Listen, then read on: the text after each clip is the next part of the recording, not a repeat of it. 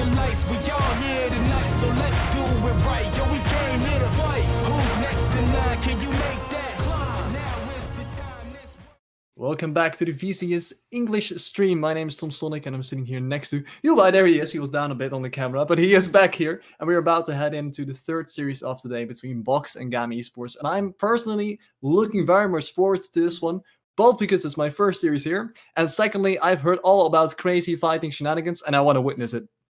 Yeah, I'm so happy to have you. Thank you for coming on. Yet another caster in our big selection of casters. Hopefully not for just the one-off, but for even more casts. So I'm very excited about this one. Our third series today already. It's going quite long today, but of course, if you've just joined us, it's the big team. It's GAM playing the second series, and GAM is on for a big schedule this week. 3 series back to back to back, today, tomorrow, and on Saturday. So there's a lot of GAM games to be played. That seems so difficult to me for preparation, because I guess you can prepare for every and single one of them, but doesn't it become like too stressful or something? Or how do you best prepare for those kind of scenarios? Yeah, that's a good question, and today might be that series you kind of overlook because it's Box. You don't expect them to be all that threatening, and they do face Wales tomorrow, which of course is the big one. Wales 4-0 today, so we might actually see GAM falter today. I'm not expecting them to lose the series, but if MBE has cooked up something, they might take a game of GAM, because as you rightly say, 3 series back-to-back on days is a really, really hard schedule to prepare for. So that's maybe the angle we can talk about this series for. And MBE on the other side, the newest team, the team no one really expects anything from, they looked pretty decent last week. And they lost their series against Team Wales, who's of course at this moment in time unbeaten so far, so you can perhaps say a couple of things about that one. But I find it really interesting the way they play, because I was looking a bit at the statistics, right? And you told me as well, the early game, their laning phase was actually not looking that bad, but later on it seems to go off the charts a little bit. Yeah, exactly. Their first 2 games were quite surprising to me, because with a new team coming in, especially with a team that's not full of hyped rookies, but more some rejects, some second tries, you could say, play cool and Tom Rio and so on. So I expected them to be quite far below the VCS level, I have to admit. I thought, okay, this team might actually go 0-14. We never had one of those. But then looking at their games, their laning was pretty decent, so that gives me a lot of hope. Yes, later on in the game, it all fell apart. They had some advantages against Wales, and then 50 minutes hit, and they had no idea what to do on the map. They literally walked around and just died left, right, and center. As we have the draft on the screen already, so let's transition quickly over to that one. We have GAM on the blue side and MBE on the red side. Very, very exciting. And one of the things I noticed as well for their drafts last time around as Box, they played in the top lane champions that you don't really see that often anymore in a meta. Champions like Kennen and Aatrox. That might be just the way they play, but it could also be perhaps a liability if they don't play those very hardcore meta champions right now. Oh, and we actually see the Annie first pick. This was something Quincy talked about all the time today, where Annie was kind of passed upon. They didn't really pick her, then she was banned all the time after winning one game, so now we seem to have arrived at blue side first pick Annie. This could go anywhere, knowing GAM. It's most likely going to go into the hands of Kati or Xin, but I could even imagine it going somewhere like top lane, Kiaya Annie. You never know. That sounds so... Okay, it sounds so cursed, but also probable, which is a very interesting point to be in this meta. On the other side, we have Gragas and Draven. That goes in fighting really hard. Whoa. Gragas has really risen in priority, but the response from Ziggs and Lee Sin. Yeah, the Ziggs is very surprising to me. The Lee Sin, of course, for everyone who knows Levi, it's his favorite champion. It's one of his most played, maybe even the most played champion of him, and he is very proficient on this champion, so no surprises there. Levi had a little bit of a subdued performance last week, so let's see if he can redeem himself. The king of the jungle, 6-time VCS champion, and he's trying to go for his 7th title, which would put him in as the sole winningest player of the VCS history. The Ziggs, Very surprised to see that. That's a lot of AP damage, so they have to pick some AD to follow this up with. I expect a Jace ban from the side of MBE now, because why would you give over the Jace for free when you see double AP already secured? Definitely true, and the poke damage combined with that would be very dangerous. I expect the Ziggs to be put down in the bot lane against the Draven, but like you said as well, the Annie could still go everywhere basically on the map, but the Ziggs Annie lane, it could be a way to counter the Draven to make sure that he doesn't really get into that comfort zone, because of course, if you drop the Draven, you want to play around it. Yeah, the Draven once again coming in, always interesting to see. Slows didn't really impress me too much last week. He had some unfortunate oversteps, especially in team fights. But maybe the Draven can carry him over those woes in the team fights and just say, yeah, well, we don't even team fight at all. We just run over the laning phase. Very aggressive composition. We saw a lot of these champions in the series that was just played already. Draven, Nautilus, and the Gragas, all of these champions with a lot of agency, and that's what I like to see from new teams, as unfortunately my internet seems to be on the struggling side right now. I'm going to try to reset that as quickly as possible. That's how that works. On the meantime, let's look at the last picks. I see Jace, like you talked about, being put away, Sidus as well, and on the other side, we got rid of Pyke and Leona, so a lot of engage possibilities gone for GAM to possibly pick up, which also means Box is probably thinking, hey, Annie isn't going to that support position, that's why we're banning out the supports right now. It could still go anywhere, but the engage possibilities are already there on their side. Last time around, they played things like the Kennen and the Aatrox in the top lane. That might still be a possibility to go for, because then you at least have a lot of options to play into those fights. And that might also be a good thing to utilize against an organization like GAM, who's of course expected to be one of the top contenders once again this split.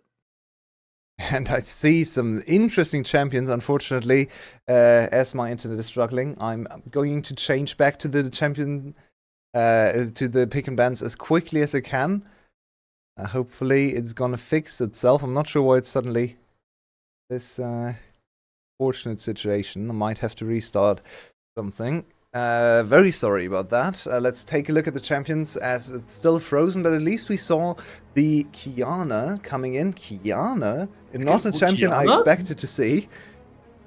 Okay, well, that's a Kiana mid, and the Gragas will of course go to the jungle in that case, but okay. No, I don't know. I don't know how good this champion at this moment in time is. Have you seen it in comp lately at all? No, not at all. I don't even know. Does it go jungle? Does it go mid lane? Who knows? It's a curveball. Maybe the curveball can actually bring MBE, and we talked about this, right? And maybe GAM isn't prepared for MBE, and you can't really prepare for anything you don't know at all, which the Kiana is likely to be, because who is playing Kiana nowadays? It looks like a jungle Kiana potentially, with Gragas in the top lane, and right now a Hover of the mid lane champion, which ends up being maybe an Orianna or a Rice. Getting baited by Hovers, as always. That's a classic caster thing to do. Well, they have a good teamfight composition in this case. Of course, the explosive casks from the Gragas to set things up as well. The Nautilus with all this to see. Same goes for the Kiana, who can just follow up.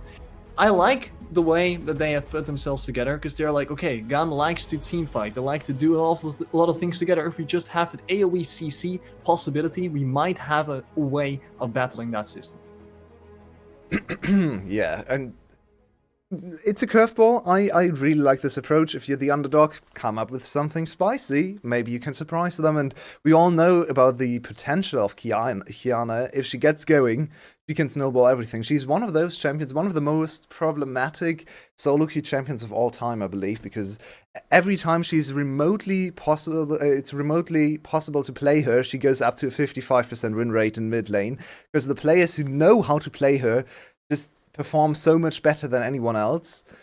I'm really excited to see this champion. I haven't seen it in ages, and the ultimate is one of the best abilities to cast of all time. The supreme display of talent, most certainly. And that will end up, I think, being in the jungle. So it isn't going to be like that mid matchup, but whenever I played against Kiana in mid lane, I think many people do, the annoying thing is you can't dodge the stun. if she dashes in, you're stunned, you're stuck in place. What can you do? Nothing at all. That might be a very strong thing to keep into account in this game as well. And let's see if he actually possesses that talent that the champion suggests, at least. It's also very risky to play. If you fall behind on Kiana, you might be able to set up a little bit of team fight advantage for your team, but you're going full AD, you're very squishy, you can get one shot by anyone really, so it's a spicy do or die champion, and Nugo, or rather the jungler in this case, Tom Ryu, really trying to get the better of his former team. Of course, Tom Ryu used to be the sub for Levi, so maybe he knows a thing or two about Levi's tendencies, about Levi's strengths and weaknesses, so Kiana into Lee Sin used to be a pretty bad matchup for Kiana back in the day, but who knows what it is like right now.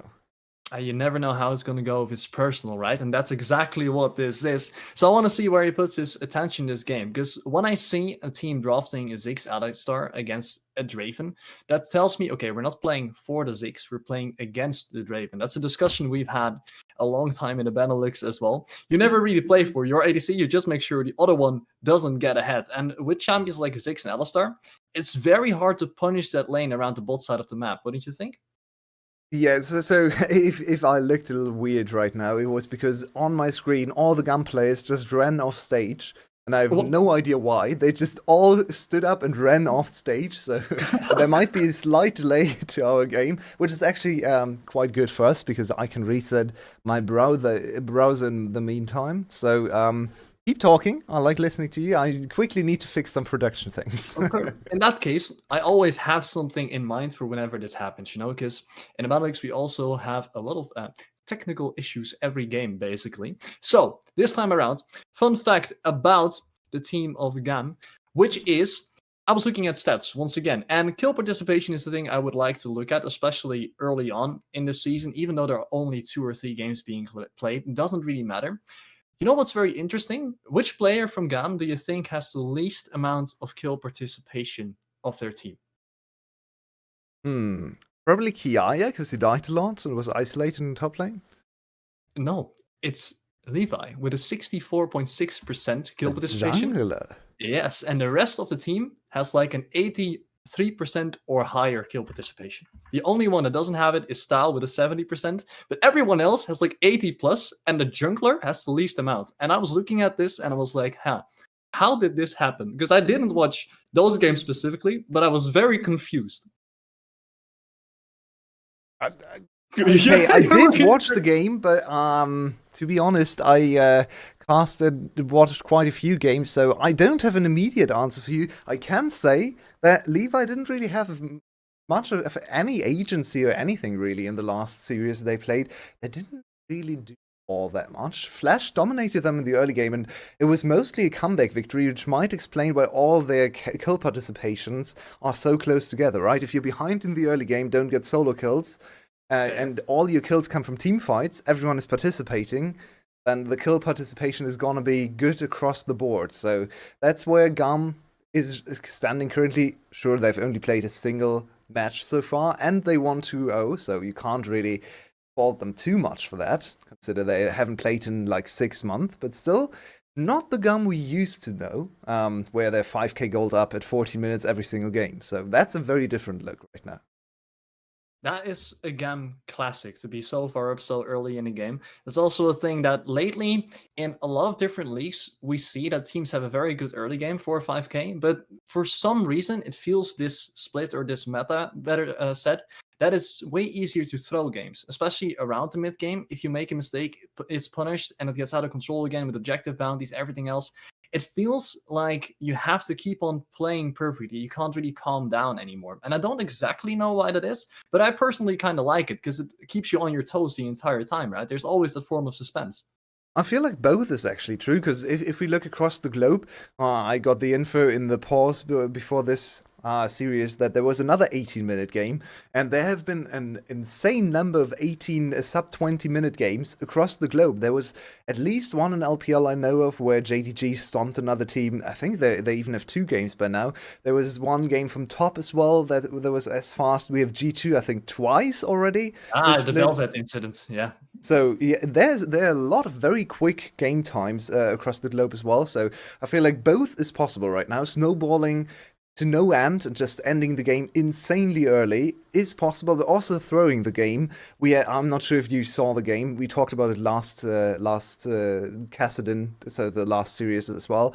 DR1 had this game last week where his team was down 15k gold, I believe, and he played Kassadin. He hit level 16, and they actually turned the game around. They came back from a 15k gold deficit and won the game 15 minutes later. So I kind of like that both is possible. Maybe it's a little too extreme right now, where we're walking on the edge, and maybe it should be a little bit easier to execute games from both positions. But it's an interesting time. If you're 15k ahead and you're like, okay, the game is won, everything is fine, and then one champion gets out of control anyway, that must feel so bad when you click that tap button. When you press it, you're like, oh no, don't tell me we're actually going to lose it. It happened way too many times. But like, it is fun though. It is fun. It keeps it exciting. And I never feel like a game is truly over, which is something I've missed in the last couple of years.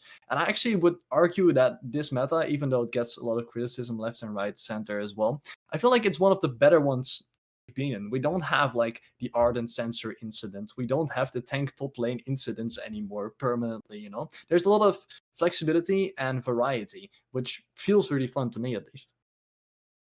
For sure.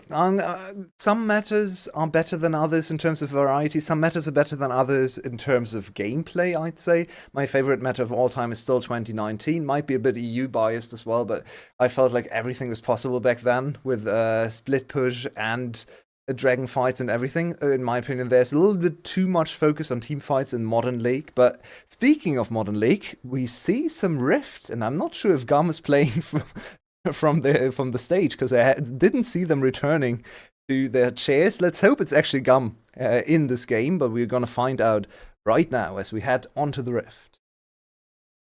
It would be very interesting if we now randomly have a show match going on. No, they actually made it onto the Summoners Rift. Great to see.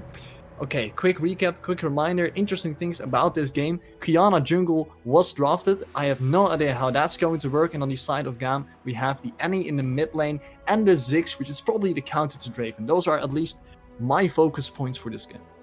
Yeah, a lot of lane counters / lane neutralizers in this game. We have top lane, the Gragas counterpick into the Jax, which is mostly an LPL, I think LCK as well thing, where they just neutralize the lane, put a lot of pressure on Jax, and Jax can't really snowball the early game. We haven't seen too much of that in the VCS so far. Not a lot of Gragas in the top lane, but good to see some are actually coming in with this matchup prepared. Bot lane is just weird to me. Ziggs, Alistar, to me it just screams Xin is gonna leave lane at level 2 and never come back. Oh. The AD carry betrayal. Yeah, I mean, fair enough. Ziggs should be able to farm up a little bit on his own. And if Xin can actually make an impact on the solo lane sides, which have been looking good in the beginning for Box, but later on falling a bit off, that might be a way to accelerate the game even faster. And it looks like this is going to be a really rough level 1, because it's Alistar. Alistar into Nautilus. We saw a lot of that in the last series, and the Nautilus won out big time. Alistar didn't ever really do anything until the team fights, but hopefully he gets through the laning phase a little bit more easily, and Xin at least needs probably level 3 to go on his merry roams and leave his style behind in lane. It's just a waiting game. Don't make any mistakes early on to get the Draven already a little bit ahead. Play patiently and make sure that after level 2 and level 3, you can actually just farm up and contest those waves. Another thing I saw in the runes really quickly was Qiyana is actually running First Strike combined with Futures Market, which means you can actually get a very fast straight to Dirk or go for that lethality build. And that might be something that he wants to get used to a lot as well, because Qiyana likes to power farm a lot to get that gold rolling, but if you can gank with the Futures Market, that kind of balances things out a little bit. She's looking for her first opportunity, but it doesn't really seem possible when her bot lane is already under enemy tower, so you either go for a dive or you just keep farming. Qiyana used to be quite a strong ganking jungler. Oh, Party just missed that, unfortunate. But she also just excels around the early dragon fights and so on, especially around the river where everything stuns. Her ultimate just stuns all the time. I'm not entirely sure what kind of style Qiyana is going to go for. Is she going to go heavy ganking or just farming into team fighting? Honestly, I have no idea about Qiyana jungle in the current state of the game. I mean, she went the red smite as well, which is also something nobody ever does. I see a cleanse being used. Uh-oh, Zin. It was the ignite being put down as well. Zin very low. As slow as she's just throwing those axes, asserting dominance. Yeah, Alistair once again struggling heavily into the Nautilus matchup, and Flash already blown. He doesn't have Hex Flash. Yeah, I was about to say, that's weird. Yeah. Very defensive Alistair, so Zin now on the back foot, and this could now be a dive opportunity. Qiyana is returning. There's a good ward behind this tower, but here we go. She has to stun, the wave needs to be thinned out as quick as possible, and Style manages to do that. With this last bit of mana, you make sure that the dive can't be pushed through. Nice defense there. And on the other side, do we have the first gank of Levi? So far just full clearing, even invading in the enemy jungle. Taking away the Croc camp, as it looks like. Already on 32 CS at 4 minutes on Lee Sin of all champions. So really power farming up a storm. But so far unable to find his first opportunity for a gank. Top lane also a small CS lead from the side of Jax, of course. Summer has a little bit of minions to farm up once again. But the top lane is being shoved in, which allows Levi to go for that invade and get that farm rate. Something we don't see an awful lot of, but hey, if you can make it work, it looks like it is, because they are 300 gold up ahead at this very point in time. I'm sad to see him on Lee Sin when he's farming this efficiently, because that's not going to be put to use. We know he's an insane pathing jungler. His best champion of all time is Karthus, and he's the best Karthus I've ever seen, but yeah, he's up to a great start, and Tom Rio can't really ever fight this Lee Sin now, and at least in the near future, because he's already one level down. He lost all his camps on the top side. Look at the CS difference in the jungle position. That's a Lee Sin against Qiyana. They should be on even pace, but it's a big advantage for Lee Sin. Does mean you need to force something, being the Qiyana, and Zodiac is moving already with him, placing deep vision in the jungle of GAM. Hopefully stealing away this Crux before Levi gets there, but that's one more hit to get it. Oh, he got hit! Gold. Nice, he actually got hit, and he will get followed. Can't get in the blast cone, dashes through him, and he gets over it towards the Drake just in time, but the flash actually to chase after Unreal. Zin looking for more, as Zodiac is protecting his jungler, and then managed to get out by a slither of health. Ooh, very close call. 2 flashes blown on the side of MBE. That counter invade might have been a little bit too far from Tomery. At least he gets the CS, but he's now once again behind in pathing and also on the level curve. Free Dragon for Lee Sin on the other side of the play, and slowly but surely GAM is getting incremental advantages on the map. Qiyana had to reset there. GAM just pushing a little bit on the bot side to ascertain this prio over the Drake and getting the first objective of the game. That's been locked. Of course, Box tried to do something since Levi had counter-jungled everything, so they needed to make an impact. But they're lucky they got away with what they did, because if they lose that kill there as well, it's looking very rough for the Qiyana to get back in this game. Yeah, it does. Qiyana already looking a little bit like a failed experiment, but holding out Judgment so far, at least until she's level 6 and might be able to actually play for the dive in bot lane. Speaking of dive in bot lane, Slows is still looking to get his first cash in. Catch on hit. Oh, actually, a good satchel back. But isn't going to do that much yet. But it goes to show what Box is trying, right? They're trying to get Draven just a little bit ahead, keep on trading, because now you could punish it possibly. You see Rice moving down as well. Same goes for Qiyana. But every time they're moving, it feels like GAM is prepared and have set up things so that it's really hard to actually pull off that dive. Look at this hero ward there. It just disappeared, but it saw all the movement from MBE, and now Tom Rio, he doesn't have flash. That's a dangerous position to be in. He's under perfect information for GAM. They want to counter. No, it seems like Lee Sin is just going to counter invade on the top side, because he has much better pressure around the solo lanes on the top side of the map. So Lee Sin already at the enemy red buff. Once again, just countering the jungle of Box instead, rather than preventing a dive or trying to go for a 3v3. It works because Draven got yet another plate down in the bot lane as well. So you're not really getting that big of a lead, but on the other hand, it keeps the game even. Is this what you want to see from GAM, or would you want to see them more proactive in a way? I'm in two minds about it. They used to be the super proactive, super strong early game team, but it seems like those days have passed. They are much more disciplined, much more how to call it? Let's say chill. I don't know. they just don't really go for many plays anymore in the early game, and they're content to just scale up. I don't expect them to do anything in the bot side. To be fair, they have Ziggs and Alistair, so they shouldn't really look for any plays there, but would like to see the level 6 put to use from Levi, Kiaya and Kati. They don't want to give up this first objective of the game. Here we come. They have an LCK Herald 5-man, but a great knock-up. The Pulverize is already there, and Kiaya follows up. Can't find the first blood, but Levi is the one that does. And Box is being pushed off of the Rift Herald, but the fight is still going on. 4 members staying strong, want to keep going. This Katie is just being hell of annoying on the backline, but Kiaya is the one who actually gets a kill. Tom Rio dies, Silver tries to get one in return. Root is found, and Nugu gets one. Levi over the wall with the kick, but it doesn't go into the rise, it doesn't connect. And then Style can just style on the opponents with yet another kill. Oh, it's complete disaster in the Herald fight. They might have just lost the game there in one play. Nothing happened for 8 minutes, and then MBE opts for the suboptimal fight.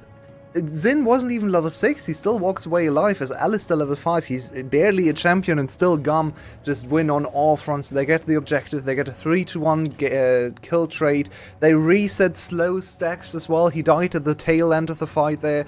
Everything going horribly wrong, and if you take a look at this fight setup again, I don't actually hate what they're doing here, especially with the Kiana combo. Everyone is stunned there, but there's no damage to follow up. They are lacking that big AoE mid lane or even ADC follow-up on those big stuns, and nothing really happens.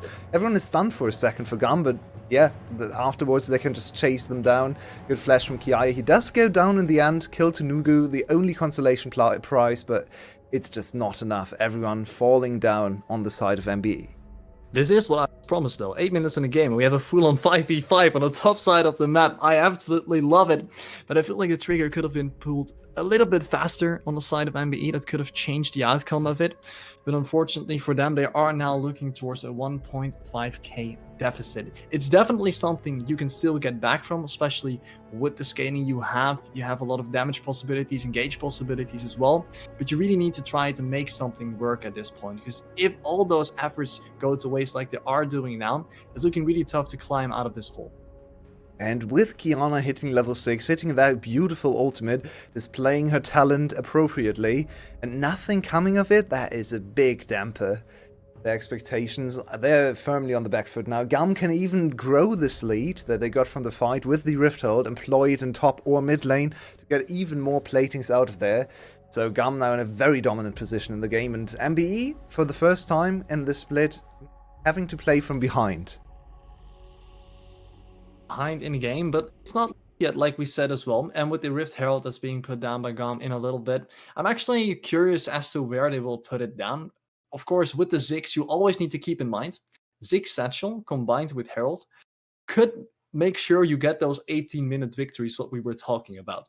That's something I am very scared of every time I see it. It's hard to pull off, especially since now on the bot side, it isn't the mid lane champion at this specific game. But it's definitely something you need to take into account. Otherwise, you might lose 1 or 2 towers with one single push. Yeah, and the dive is insane. They have Annie, they have Lisa, and they could really pull the trigger on some of those dives later on if they get even farther ahead. But I don't think the game is in a state where you can really expect an 18-minute victory, and GAM really doesn't have to go for it. Gone are the days where a GAM would push and over-push for their advantages. They are a much more disciplined team now. They are trying to play more international meta. We saw a lot of that already in Worlds, where this team really didn't look like one of the old VCS teams. Played much more standard style, and fell down to some of the early game disadvantages, actually, and instead of what they used to be in terms of VCS craziness in the early game. So I don't really expect them to pull the trigger too hard. They probably just scale comfortably to the late game and win in about 28 minutes. Okay, I'm actually curious as to why they've changed their ways? Could it be that, like you said, hey, they try to match their level to the international scene of play? Maybe they think they can't get away with it anymore. What do you think the reasoning is for this a more controlled version of GAM, I would say? So I think it all started with Carty coming to GAM, because Carty in 2020, he was on Flash. Flash was the disciplined team, and Flash won against GAM in back-to-back finals with this team-fighting, solid late-game playstyle, with tanks in the top lane, hard carries in the bot lane, Slater, Carty together. And yeah, they won 2 5-game series, 3 5-game series even, and ever since then, I think GAM got into this mindset that we can probably still win VCS with just our hands and just our insane talent on the team, the best top side of all time, especially after acquiring Carty. But can we really do more than that? And slowly but surely, over the course of the last 2 years, they've gotten slower and slower, especially when it comes to how they approach the game, not so much how they execute. It's more, we don't actually look for crazy fights in the early game anymore. We don't actually go for 50-50 plays on every objective. We take it slowly, we know we're going to win most situations, and the early games have changed dramatically. I think mid and late game, they still have that second engage sense, that sixth sense that when they know when to snap and go for the engage, but especially the early game has changed drastically. So just with the acquisition of one player of Carty, the whole identity seems to have shifted a little bit. It took a little time. It wasn't instant. It wasn't like Carty joined and they instantly changed their style. It was slowly but surely they transitioned from this super aggressive individual agency team that never drafted team fight to this more solid, generalistic team. Yeah, but okay, before we were talking about this, you sounded like you had a little bit of mixed feelings. You are happy that they are doing this, but on the other hand, I feel like you kind of miss those ways. Oh, I do miss it. I do miss the craziness. You can't believe what GAM sometimes did in 2019 and 2020. It was absolutely crazy. Watch back some of those finals against Flash. It's a treat, I can assure you. And yeah, they used to go for some absolutely crazy picks, some crazy plays. Shyvana AP was played about 10, 12 times by Levi, was one of his most played champions, and we had the Shyvana KW moments in VCS all the time. So it was a crazier time. Now VCS seems to be a little bit more streamlined, a little bit more in line with all the other leagues, which is probably a good sign for the region, but it's not quite as exciting sometimes. Sometimes I miss my old VCS, I have to admit. We're all nostalgic about a lot of things lately, I have to admit. But like you said, if it's improving, we can only look at the bright side of it. As MBE is looking towards this Drake, but they are a little bit scared because I see the teleport coming in from, let's see, from Ziggs, of course, because the AD carry has the teleport as well. And if you have the Satchel on the Herald, which we were talking about, you might actually go for this push. Yeah, and GAM once again grouping up very solidly. It's hard to penetrate their team composition with so much disengage. Alistair can kick them away, Lee Sin can kick them away, even Ziggs has an ability to kick someone away, so how do you even get close to these champions? We probably need to set up a little bit of a flanking setup in team fights for MBE, where Tom Rio comes from one side and then Nugo maybe teleports Zodiac to the other side, because I feel like if you just run at GAM and their composition, you'll never get close to their carries. Up close and personal is what they want to do, and once again MBE goes towards the Dragon. This time GAM doesn't necessarily have the priority in the mid lane as everything is even, but when the teleport comes in, that indicates a fight. Levi goes over the wall with the blast cone. They have taken control up until this point. And I think MBE is relinquishing their control over this river a little too easily, especially if you consider we have one of the best river abilities in the game. Tom Rio needs to be careful. Zin, he's going with the blast cone over. Can he find a multiple target? No, he cannot. Oh, beautiful. Play of talent. Knocks everyone away. Very nice interruption there. You don't really ever see Kiana ultimate used defensively, but that was the perfect timing from Tom Rio knocking away the engage. But in the end, if you step back and look at what actually happened here, it was still a GAM win. They still got the Dragon for almost free. They forced MBE members back, and this feels powerless from MBE's side. GAM's not done yet. The only positive thing, the takeaway you can have here from MBE, they didn't invest any summoner spells, so they can't really be punished there either, as Slows is slowly but surely getting flashback as well. Levi might actually be looking for more. He still has his kick, and they're going for the dive. The double stun is being found, and Kazi with a great Bounce stun house. follow up the kick as well. But there's the teleport. Summer trying to help his team where he can. Levi is slowed, but the focus of the tower is on Tibbers. That's not what you want to focus on. Please, as Summer goes on. Levi, can he just get away from this? Or are the cooldowns of Summer enough? Gordrinker heals Levi's him up a little crazy. bit. Ooh, almost got it. It was a good effort. A valiant one. Close enough. For a second there, Levi had me fooled. I thought he was actually, he knew something I didn't, because at the start of that duel it didn't look possible at all. Wow, we completely missed this one. When did this happen? That was a very interesting rise duel. Well, they rooted him down, and I think Sal will just perish here. Yeah, a good kill in return found by MBE. And suddenly we had 9 kills. It happens quite a bit in the VCS that we play very disciplined, then a pause happens, then everyone gets bored and everyone just goes for the kills. It's a phenomenon that needs to be scientifically investigated, because it does happen quite often. But now we have another invade. This is so aggressive from the side from MBE. They're behind, and they're still going for these aggressive invades. It's not really paying off for them, though. Well, it goes to mention, if you look at Tomrio with the Kiana, she has the Eclipse now completed. Is actually not behind in levels either anymore. The CS is getting even once again. It does look like he found himself back into the game a little bit after those shenanigans. Yeah, and if they get a payout for slows, okay, actually his stacks got reset once again, as we unfortunately go to Sepia Rift once more, and Zin has left the game. Zin, don't do that. Stay in the game, please. I know playing Alistar is horrible, but still, you should not leave the game. That's Style as well. The bot lane is just like, hey, you know what? The Draven lane isn't really that fun anymore. they're protesting their coach's draft because, well, they had to play Ziggs Alistar together into Draven Nautilus. Oh. So boring. But like you said, hey, if this pause goes away again, within 2 minutes we have another 5v5, right? That's what I'm expecting right now. Yeah, maybe that's what we need to accelerate the VCS. Just pause every 2 minutes so everyone gets bored and just goes for the next fight. But in all seriousness, MBE fighting back valiantly, but I feel like they're always going for immediate plays. They can see something on the screen, but they never plan ahead. It seems to me like they can never see the next 2 minutes. They can only see what's a screenshot of the current situation on the map, right? So Yeah. they might be able to punish an overextended member. They might be able to punish an over-aggressive dive like we saw there, but they don't really seem to be able to plan a nice, cohesive play where they set up the vision, then they come from different angles and so on. That's what I'm missing from this team, and hopefully they can show me something new in this game.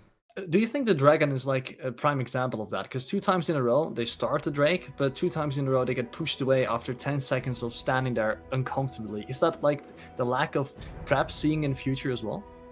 Yeah, and also a little bit of indecisiveness, right? Because their composition is not really designed to just stare at the enemy and slowly but surely choke them out of a choke point. That's exactly what GAM wants to do, right? With Alistar, with Ziggs especially, but even Annie likes to threaten those choke points. So maybe it's also composition, but I feel like if MBE is first to the Dragon, maybe they should just engage. But it seems like they're indecisive, they're not assertive enough to really play their game. As we see Sunmer, he's somewhere, and Kati... Definitely assertive, dashes over the wall and finds a lot of CC, but Levi gets one in return. Draven slows, gets with the axis, but here is the top laner, Kiaya, finding one onto Tomrio. Levi going in, the follow-up engages are everywhere on the side of GAM, and now they can just slowly back off, back to the Herald. And it was a nice idea once again, but they're just lacking the damage, it seems like. Once again, we had Tom Rio with perfect positioning around all those choke points where his ultimate goes over across the whole map and hits everyone, but then no one does anything with the stuns, so we're just lacking the damage right now. MBE desperately needs more items on their 2 main carries to follow up on these very decent Tom Rio engages. I think the ideas they're having around all these fights is actually quite solid, but the execution not quite there. And look at the portal use as well, right? The flank setup was pretty good here. Yeah, it's really nice. They hit everyone there. Once again, Tom Rio's ultimate, but look at Slow's damage on Zin. Yes, it's Alistar with an ultimate, but still, you expect a little bit more from your Draven in the mid-game. And Nugu as well on the rise, just not enough range to really hit these targets consistently.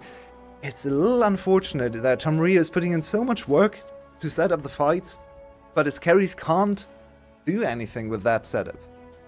One more hit, and Slows would have gotten yet another cash out. Is now on 101 stacks. Not an awful lot, but every little bit helps at this point because you want to get to the 2-3 item spike. Going with the pickaxe already, but that's far away from the second item. Now the BF sword, which indicates either a Bloodthirster or an Infinity Edge. We've seen both come up quite a lot. Really depends on the game state, but it's looking like solid options for him either way. No mythic item, but that's not too surprising on Draven. Sometimes we see second item mythic, sometimes we see third item mythic. It's a mix there. It's not super crucial for this champion, but what is crucial for him is to get a cash out, because he's not the greatest champion if you just scale equally. That's not what he's designed to do, as the dragon just goes down with no attempt. Oh, am I lying? Well, MBE is trying to get somewhere. You are definitely lying, because Stalos being locked down. Another great ultimate, but he's not dead quite yet. One more hit would do the trick, as Levi is looking to go back in. Flash over the wall. Double knockup once again. And Nuka just trying through the damage on the backside. Look at Sunmer. Can't go over the wall quite yet. Doesn't have his cask. Flash forward. He rooted in place. And now MBE can follow up. Katie is being put down, but double kill for the cow. How does he do it? Zin once again finding his marks everywhere. And they're lacking the damage again. Where's the damage? Nugo is just not able to keep up with the pace of GAM. And every single fight, it looks like MBE has a nice angle. They have a good approach to the fight, but then they're just lacking the damage to walk it home. It's a really unfortunate game to watch from the MBE side of things. I like that they're trying to do things. I like that they're not rolling over and just giving GAM everything, but just not really finding success in any of these attempts. They find that initial pick, but they have to invest so much for it, like 2 or 3 ultimates to get down style. And when the fight rather, goes longer and longer, yeah, you can see that you really miss those tools, and then they can't really finish off the job.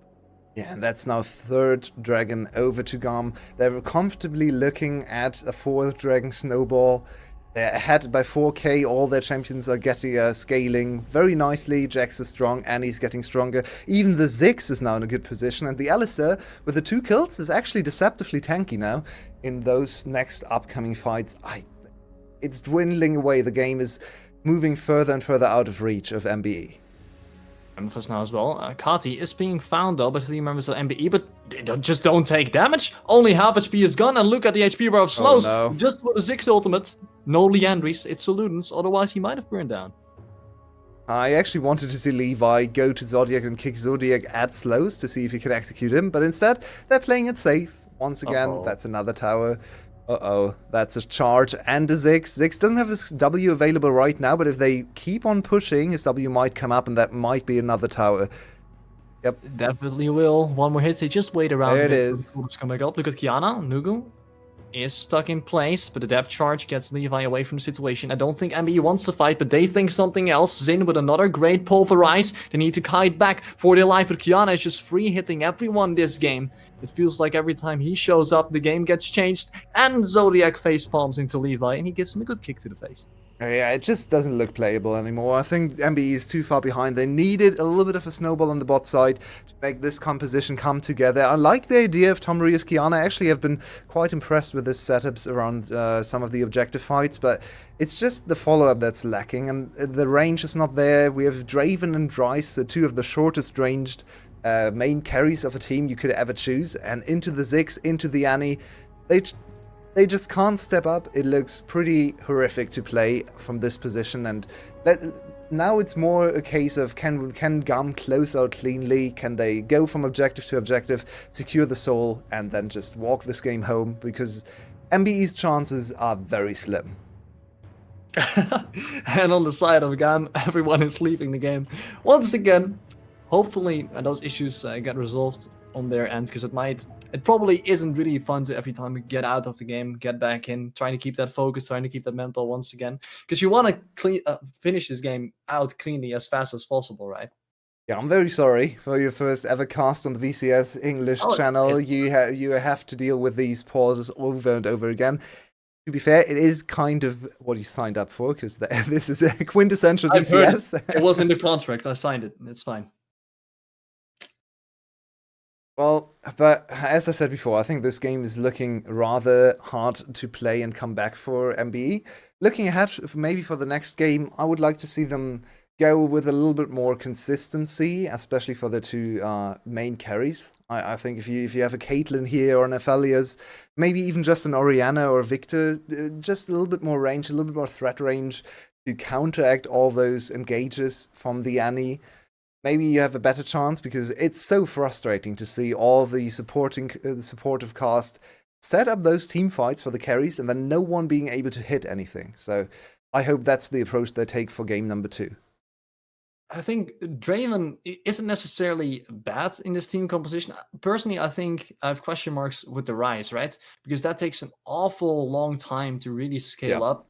So perhaps that could have been a difference maker, or they should have just, I say should have, because they definitely tried. We must give some credit to GAM here as well, because they tried to set up things in the bot lane. Ryze and Kiana were looking for roams, trying to invade. But every time they did, GAM just knew beforehand, because they set everything up and they just walked away. They just don't give anything away.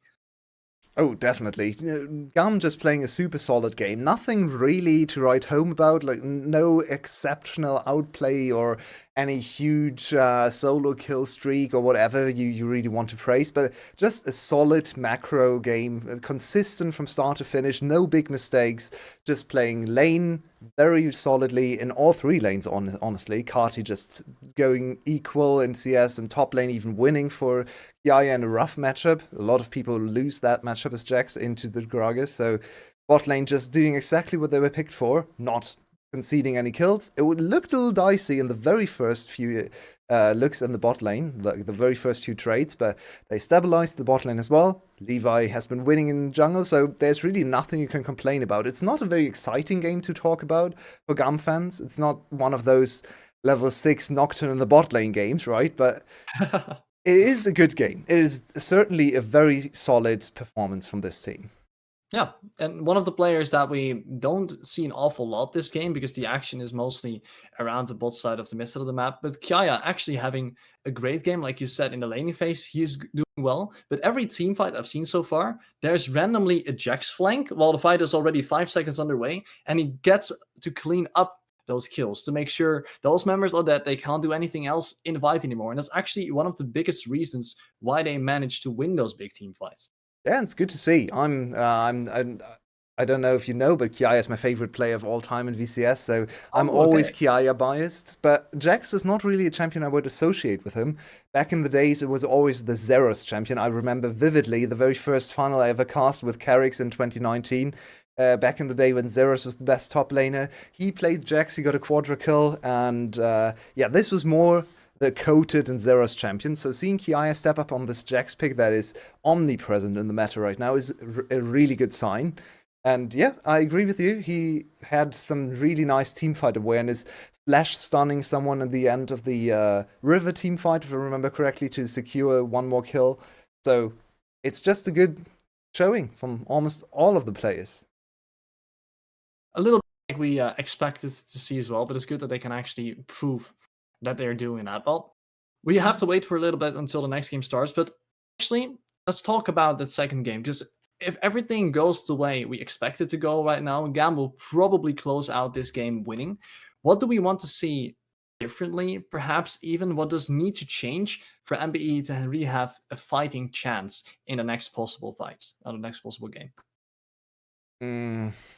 Yeah, good question. I hope MBE has a better answer to that than I do, but I feel like you just need to eliminate some of the volatility, but not all of it, because if you go in with no volatility, I don't think you have any fighting chance. So maybe they just go for another shot. Maybe they just say, okay, we need the Draven, we need the Ryze to have this possibility of snowballing over what GAM brings as in terms of like skill floor, because you have to hit a certain level of play to beat this very consistent GAM, and maybe you just try to spike with some champions. I don't hate the Draven. I actually think the Draven is a fine choice. I agree with you that the Ryze is maybe the biggest problem with their composition, so I would try to put Nugu on a more long-range, better choke control champion that doesn't rely so much on getting close, getting in there, and fighting against the likes of Annie. So maybe that's the number one approach. I actually really like the Kiana pick, so I would like to see that one again. Just throw yourself at GAM. It's probably only something like a 5%, 10% chance, but you never know. Sometimes GAM rolls really badly and int a little bit too much. That can happen all the time.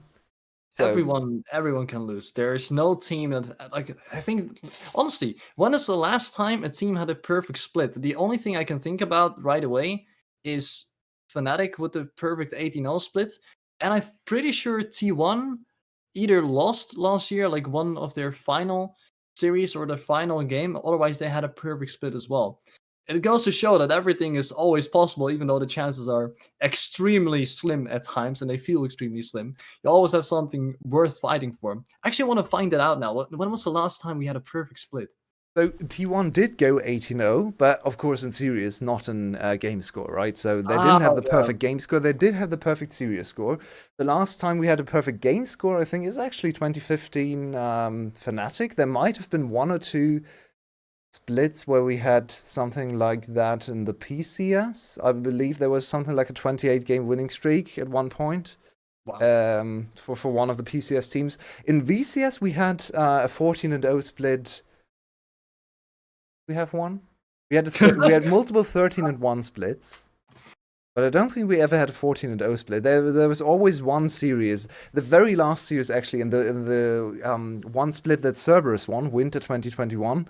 They were 13-0, and then they lost the last series. They were on track for the 14-0, and then just lost the last one. Do you remember against which team that was? Yeah, it was how were they called? One of my favorite teams.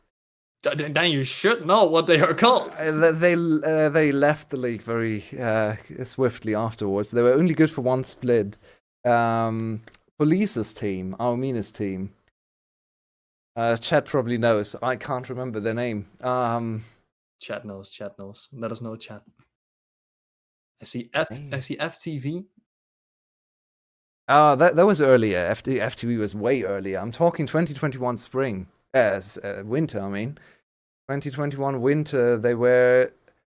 I'm doing the research. Armina, Rika...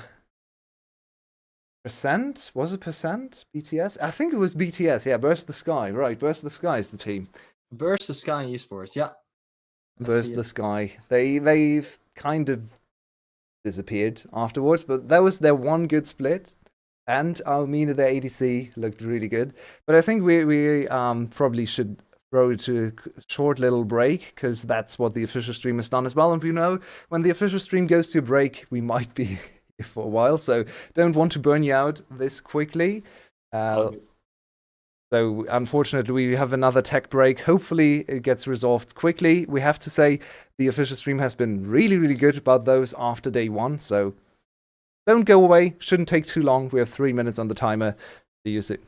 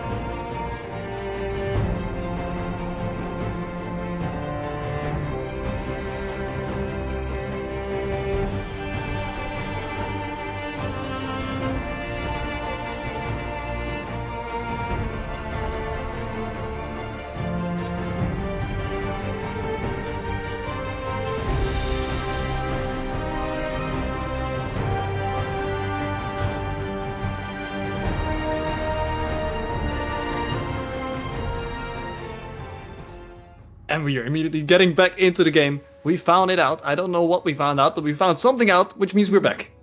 Yep, here we go.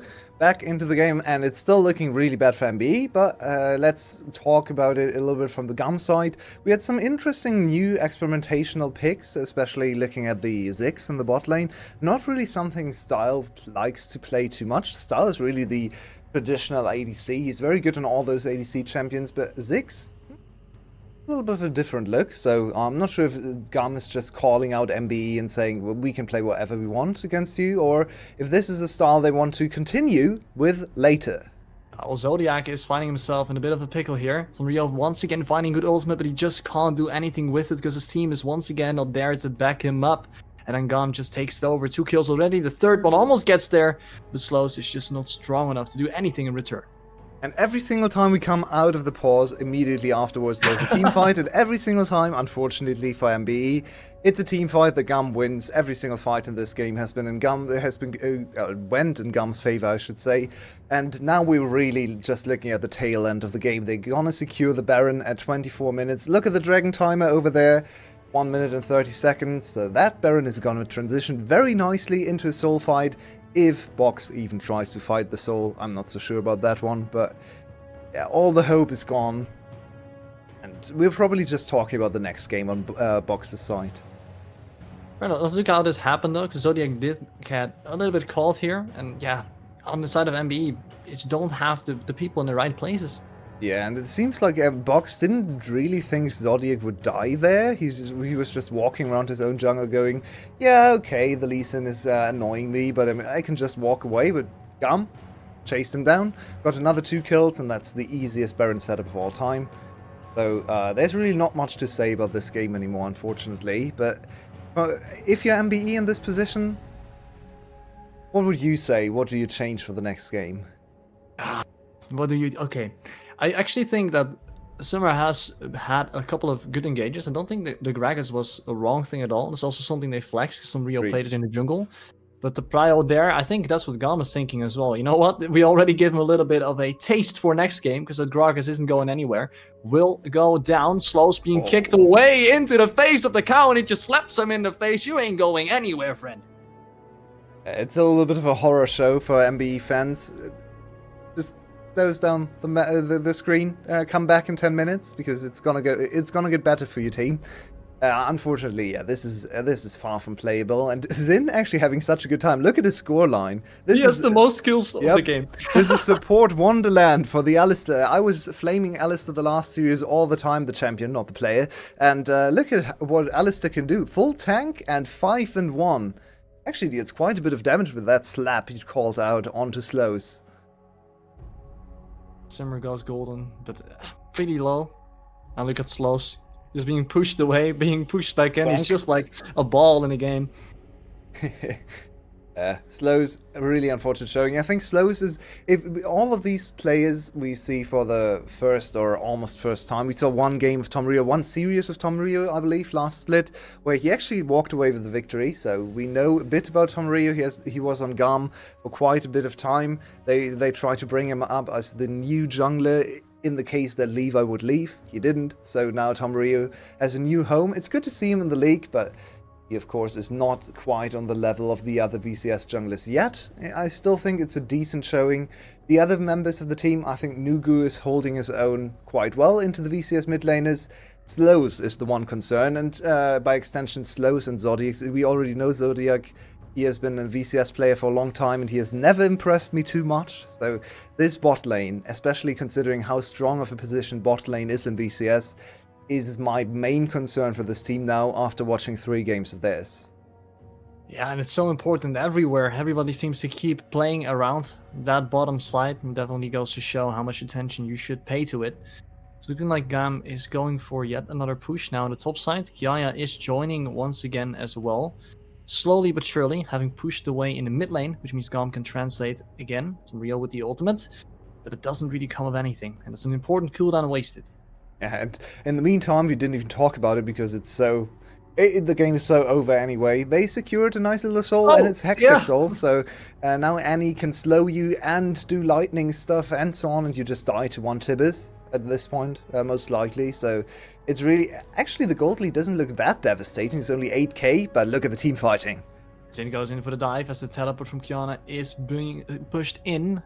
Tower goes down quite fast, and then you can just flash forward with the Fibers. Kati finding the targets that he wants, and that will most surely end this game. Nuka goes golden, but he will only get a silver prize as his team can't stand up to the prowess of GAM. Nicely done, GAM. Everyone fought each other for the kills, so in the end, Xin walks away with the most kills of the game on their team, unless they can get another one on chasing down Zodiac, but he seems to be escaping. Just with the satchels getting down those towers, and Sombrio is the one left standing, looking how his base gets destroyed, and that will mean that with the 3 passes, GAM will still go up 1-0 in this series. That they will. A lot of pauses plagued this game, but if you look past the pauses, it was actually a very solid performance for GAM. No risks taken whatsoever, just solid gameplay from start to finish. Levi back on his favorite champion, Lee Sin. That's always a treat to see. Just back to the Lee Sin meta. We've seen a lot of Lee Sin in the East, I believe. Not so present in the Western leagues, from as far as I can tell, especially the LEC. So it's good to see him every now and then. Lee Sin does get old quite quickly because we've seen thousands of games of Lee Sin over the course of the years, but every now and again, especially in the hands of a Lee Sin master, it is quite nice to watch. Do you feel like it ever gets old, though? It's like one of those champions that you're always looking to, you know exactly what's going to happen. The insect, the flash around, the kicking someone back. But still, it is so impactful, and it's so impressive. I mean, it even got its own name, right? Insect, the player who did it for the first time, actually getting a play named after him, goes to show how fun it can be, and it's basically always still relevant. Oh, absolutely. And as I said before, Lee Sin in the hands of one of the Lee Sin masters is always going to be exciting to watch. Unfortunately, it is not the best start to the series for our newest team, our newest addition to the league. Box looking a little bit lost, and this time it started earlier than last time. We praised them for their early game last week. Looked great today. Maybe they can recover. It's just one game. They still have their chance, and we are going to get into game 2 in about 10 minutes. We're going to take a quick little break and then be back for a next chance for Box to win their first game in the VCS.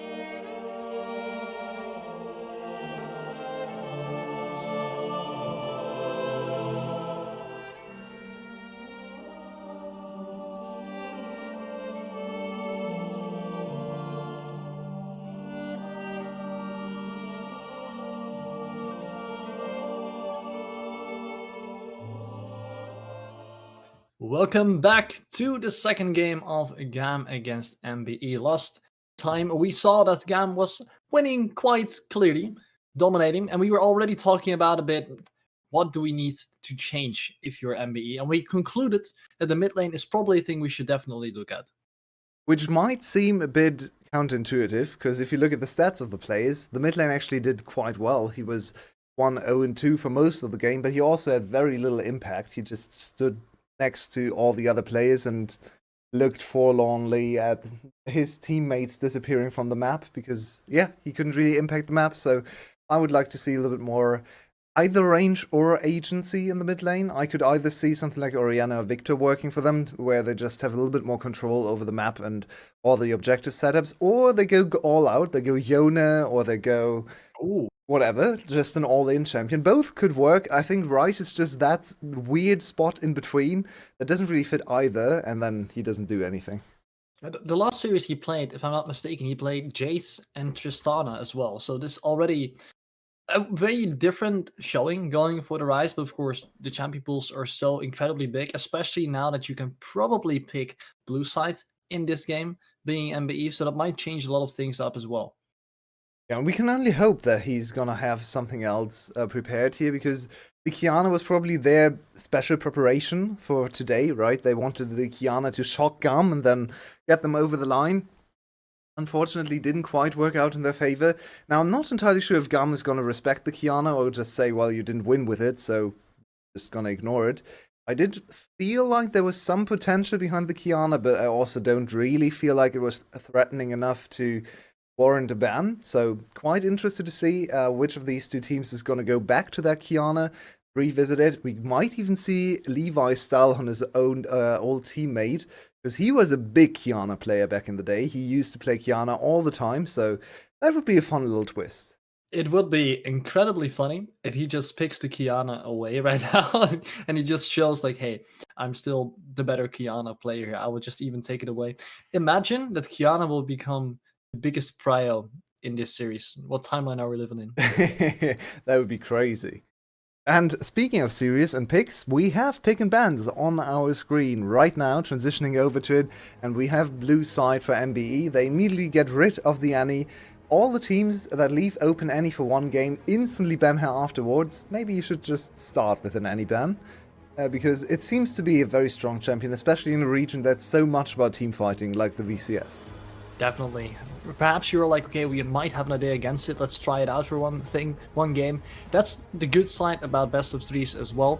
You could just try something out. If it doesn't work, you go back to different plans on the second game. It looks exactly to be what they're doing. Also, the Sejuani and Maokai out already very high prior on those champions for a long time. And now they have the decision to go for that blue side first pick.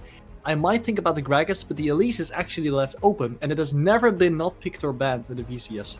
Yeah, and Elise is gonna be one of the stronger They might actually have the read that Elise is not going to be picked by GAM, because we know from Levi personally that he hates this champion. He told us so last year when we always talked to Hanke, his coach, and said, well, our producer really likes Elise. Can't you just pick Elise for us? You've already locked in your first place. And he told us, nope. Levi is never going to play Elise. He hates this champion. So not sure if anything changed. She's in a much better state now. But this pick away from the Jace is also quite smart, because Jace Elise could have been a super strong 2-3 punch from the side of MBE. Instead, that's gone now. So if they don't have another AD mid laner like the Yona, then Elise is going to be harder to play, because then you're full AP on the top side, and you never want to be full AP top side. Definitely not, but it's still such a strong champion. Oh, speaking about strong champions, Lucian Nami is always something that you can nerf to the ground, but always pick back up, and that looks exactly to be what they're doing. They're just leaving the Elise, and that's probably a good thing in drops as well, because GAM is now maybe even forced to ban that one out.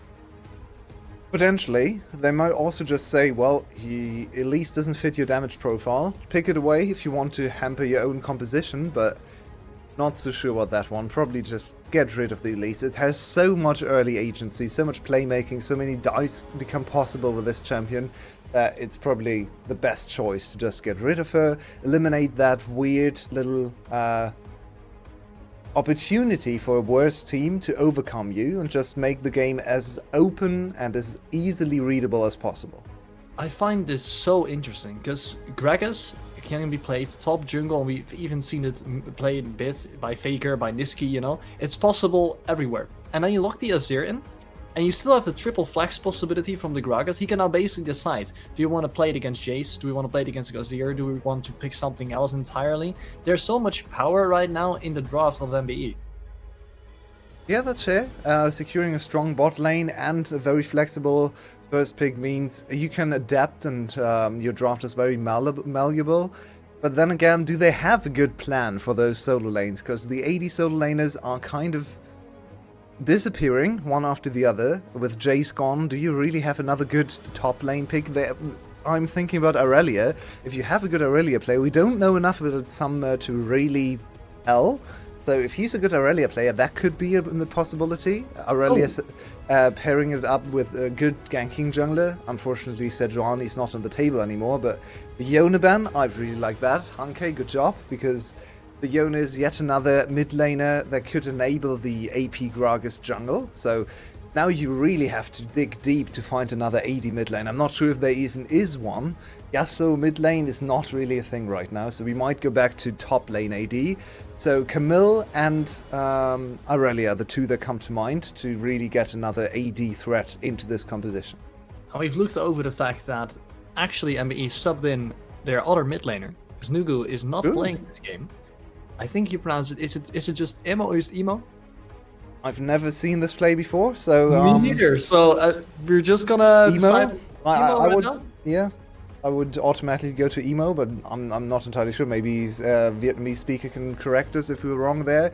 If you have complaints about our pronunciation of this player's name, just tell us. We are not super familiar with this player yet. It's his first appearance in the VCS, and let's see if he has cooked up something special. The Yone ban already implicating that maybe he's one of those assassin players, which I would like to see. You know what else we could play? Kiana mid lane. Kiana mid, definitely. One thing that is very scary though, look at all the poke from GAM. Jace, Azir, and Caitlyn. That's not very fun to play into. Vi is going into the jungle position. Gragas could still be flexed, but it looks like a Silas. So that means Gragas will go to the top lane. There might still be yet another pick. We're not get baited right away. But I want to see this player like pop off now, because it's your first time in the VCS playing for this team, and you get subbed in against GAM. Yeah, exciting and scary at the same time. But Talia may be a little bit of the safer choice. Silas didn't look too juicy into all that CC and zone control on the enemy team.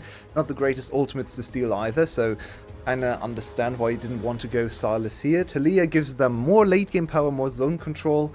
Does not do super well in the early game, so Azir with his early game might be able to push him out of lane, and Kati is a strong laner, or at least a very consistent laner. Morgana last pick. We actually see the Caitlyn Morgana. That's an old school pick, not Caitlyn Lux. We've seen so many Caitlyn Lux lanes, but this time it's Caitlyn Morgana. This is one of the lanes where you're like, okay, the moment Morgana throws out the binding and it misses, Lucianami completely takes over. Otherwise, you can play against it, and if one binding hits, well, you know the story, it's just all the time, you get a trap underneath you and you're just one-shot by the Caitlyn. So it's very strong. I'm not really sure how it will match up against the prowess of Lucianami, but I think MBE has a lot of possibilities to actually get through this early game and really play it. Indeed. I like their comp a little bit better than last time. They have more CC, they have more setup, they can look for more plays, and that's really all I want to see. I don't really expect them to win a game today, but I would like to see them fighting for their chances, fighting for every centimeter on the Rift, just to show we belong in the VCS. We didn't get here by chance, maybe we did, but no matter how we got into the VCS, we're here to stay. That's all I want to see from this team. Even if they go 0-4 in game score after the first two series, they had to play very strong opponents first. So just leaving an impression, even in losing games, would be a first step towards VCS success. I think that might be a very good motto for them this season. They came here by coincidence, but they will stay here by choice. And that's the most important thing about the split for this team. Prove yourself, especially against GAM, especially for Emo now in his first game for this organization against it. Going with the Talia, relatively safe pick. To be honest, you can have a lot of impact. You can kite a little bit back. Might also help for perhaps stage fright or something in that case, because he can just relax a little bit and hope that his team pushes him and helps him as well. Yeah, and my eyes are on Slows because he's the one player I haven't been too impressed by in terms of individual performance. The whole team is lacking a lot of coordination, but Slows overstepped in team fights quite a bit. His laning phase looked rough in some of the games too. So now he's on the Lucian army, meta stable. We have seen so many Lucian army compositions. Everyone should know how to play this champion, also how to play against the champion, so that might go against him with Style and Xin on the other side of the rift, but I want to see him play a solid laning phase into the Caitlyn Morgana and transition that into a strong mid-game performance where he might be the one to spearhead his team towards a victory, a first victory in the VCS. Do you think the chances of MBE are greater this game compared to the last one? It's hard to say. I do like their composition a bit better. I feel like the Vi compared with the Talia gives them quite a bit of early game playmaking potential. Dives are possible, some early lane. Remember the last game? The game really blew open at 8 minutes in the Herald fight, where MBE got destroyed by GAM in their first real squabble on the whole rift. So I feel like if the same happens with Vi and Talia on your side, you're probably set up to do much better in that team fight. So just thinking about the way the last game played out, it's probably a closer one this time around. That's what I like to definitely hear, because Sunmer is one of the players last game where I found like a lot of positive notes as well. The TP flanks or the portal that he used to try and get everything working out. And he did actually a pretty good job, but there was no follow-up, there was no damage, coordination wasn't quite there. Now he has the same champion. If he can show the same performance, might actually be a way for them to put a hole in the defense of GAM, which is definitely looking very solid. And if this game gets towards the late game, it is very scary with a Caitlyn and a Nazir. Oh, for sure. They have some of the most consistent late game carries ever selected, and this is what we talked about at the start of the last game, right? This change of style for GAM, where they just like to go the more consistent road now. They've shown us their youthful early game pressure, super aggressive playstyle for years.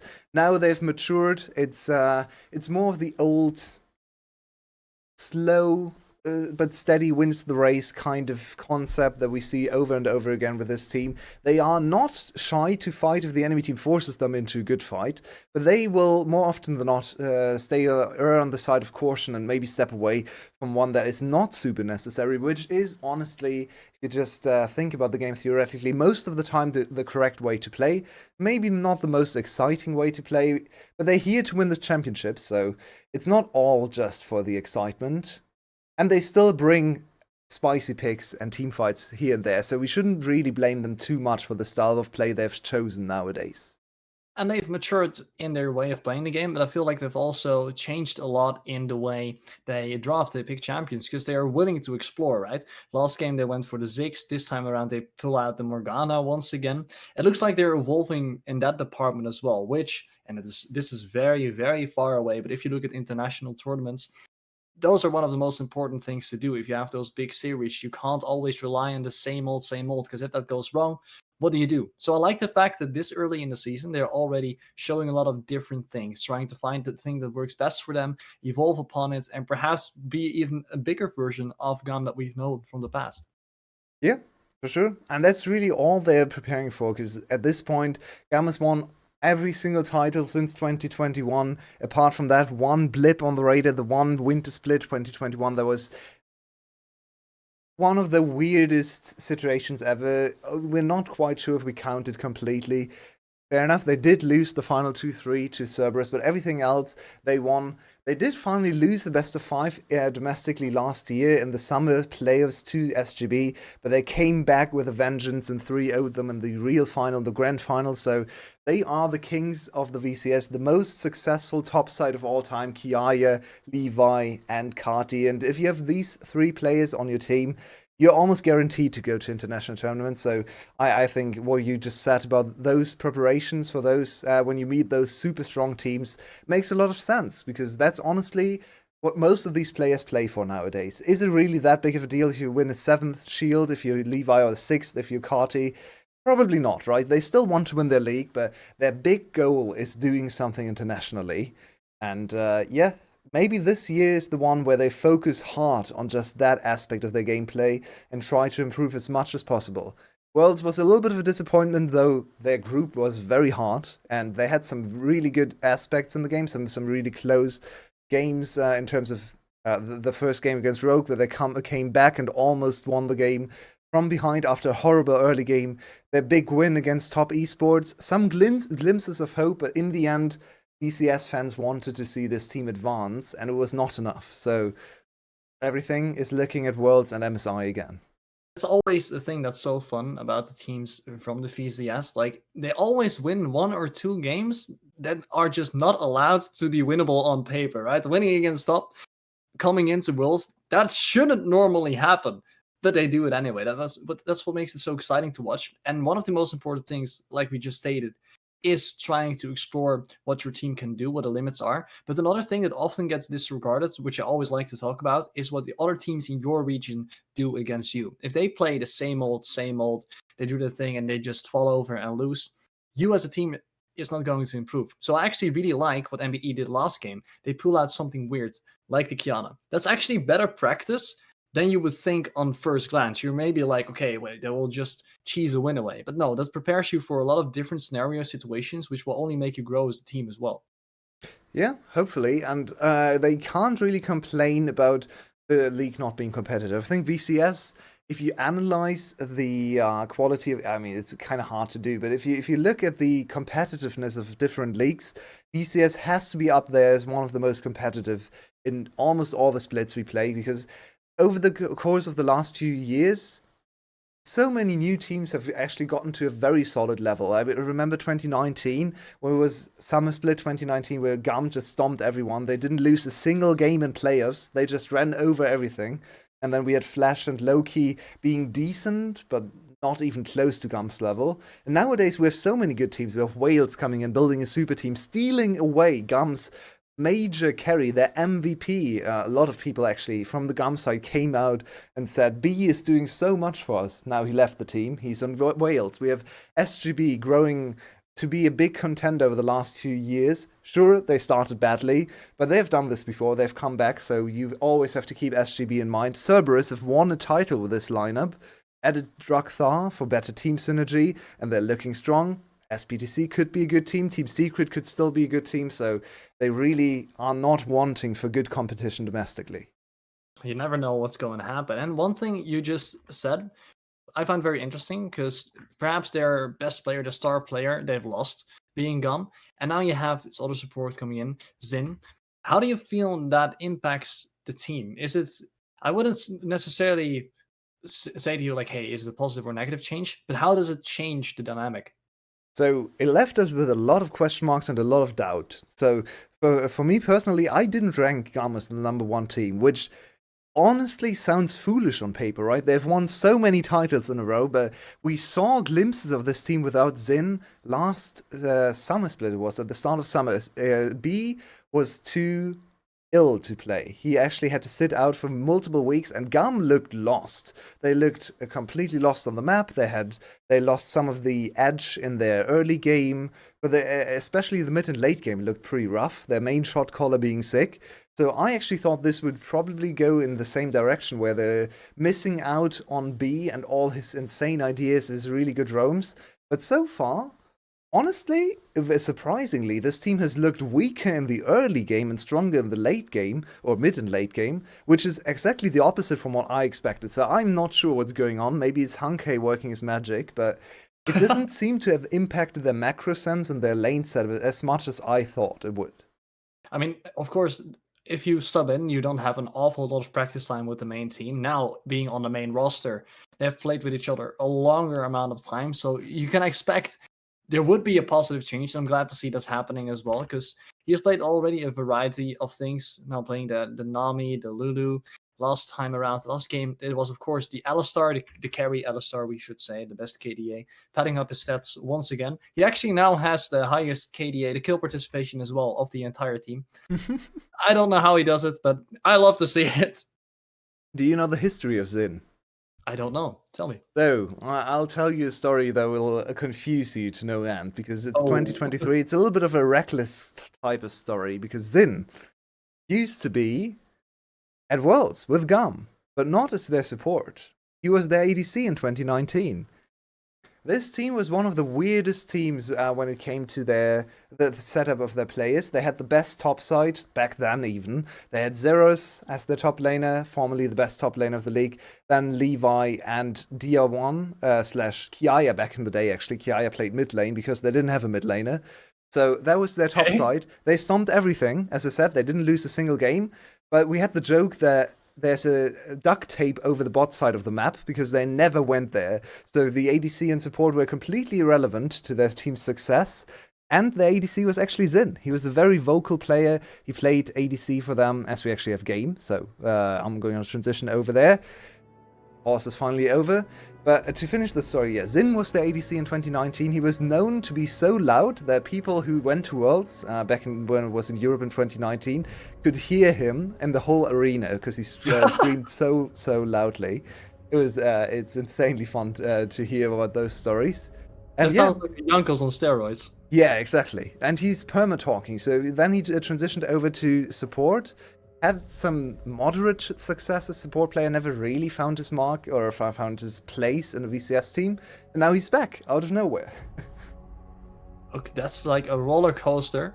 But glad to see that he is back. And if he is that kind of a vocal player, normally on an AD carry position, you don't really utilize it that much. Of course, you speak to your teammates, but normally those roles are left open for your jungler, for your support.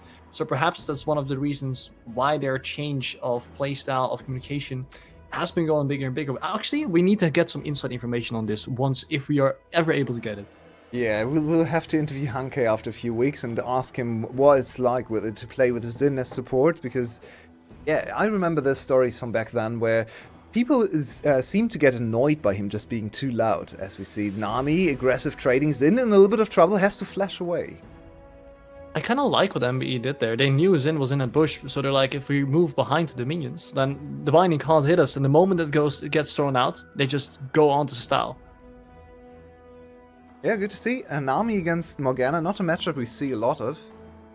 But Morgana traditionally struggles into healers, so might be a good one for Zodiac if he plays it correctly. I know one of the biggest problems for Morgana always used to be Soraka. Now Soraka is a little stronger maybe in some aspects of her healing, but Nami can also do quite a bit of trading, so it looks like there's a lot going on with the positioning in the, on this 2v2. Quite interesting to watch how the players conduct themselves in the first few levels. I like that Slows was like, you know what? No, this time it's my time to shine. He actually went Ignite on Lucian himself as well. He's just going to go on full throttle, full damage. I love it. I love to see it. Prove yourself. Yeah, we've seen quite a lot of the Ignite Lucians lately. They've really started to just give the Ignite over to the Lucian, because on one hand, Nami's already building... Oh, there we go, that's the first gank. Good knockback. Unreal tries to get a follow-up damage, but he can't get in range to get that Q. Fortunately, not enough follow-up, but yeah. Obviously, the Nami already builds heal enhancements, so having the heal summoner spell on her will actually yield better results later. And then also you want the kill on Lucian, so it just makes sense. He's also the one getting closer to the enemy, so in my opinion, this change came way too late. It should have been from the get-go that the Lucian goes aggressive summoner and Nami defensive. Like to see it. And that's also a very interesting thing. No matter how long you can play something, after half a year, people still come up with new things to add on to that, which is one of the reasons why I personally love League of Legends. You're never done with finding out things. You can always go back to the lab. Yeah, we see this happening when we're in one patch for like a month, and after a month on the patch, everyone seems to think it's figured out, but then someone comes up with a crazy new counter pick and the whole meta changes.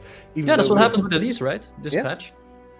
I mean, Elise has been amazing in solo queue for over a year now. She's been constantly sitting on 52% win rate, as Levi is find his first gank in the mid lane. Might clash into this Vi. He's waiting for him. Definitely waiting. Has the skill cap already completed, so the vision has been found. Goes in. Levi gets knocked in the face, but nobody else is there to follow up quite yet. And I don't think Tom Rio has the damage to get a kill there.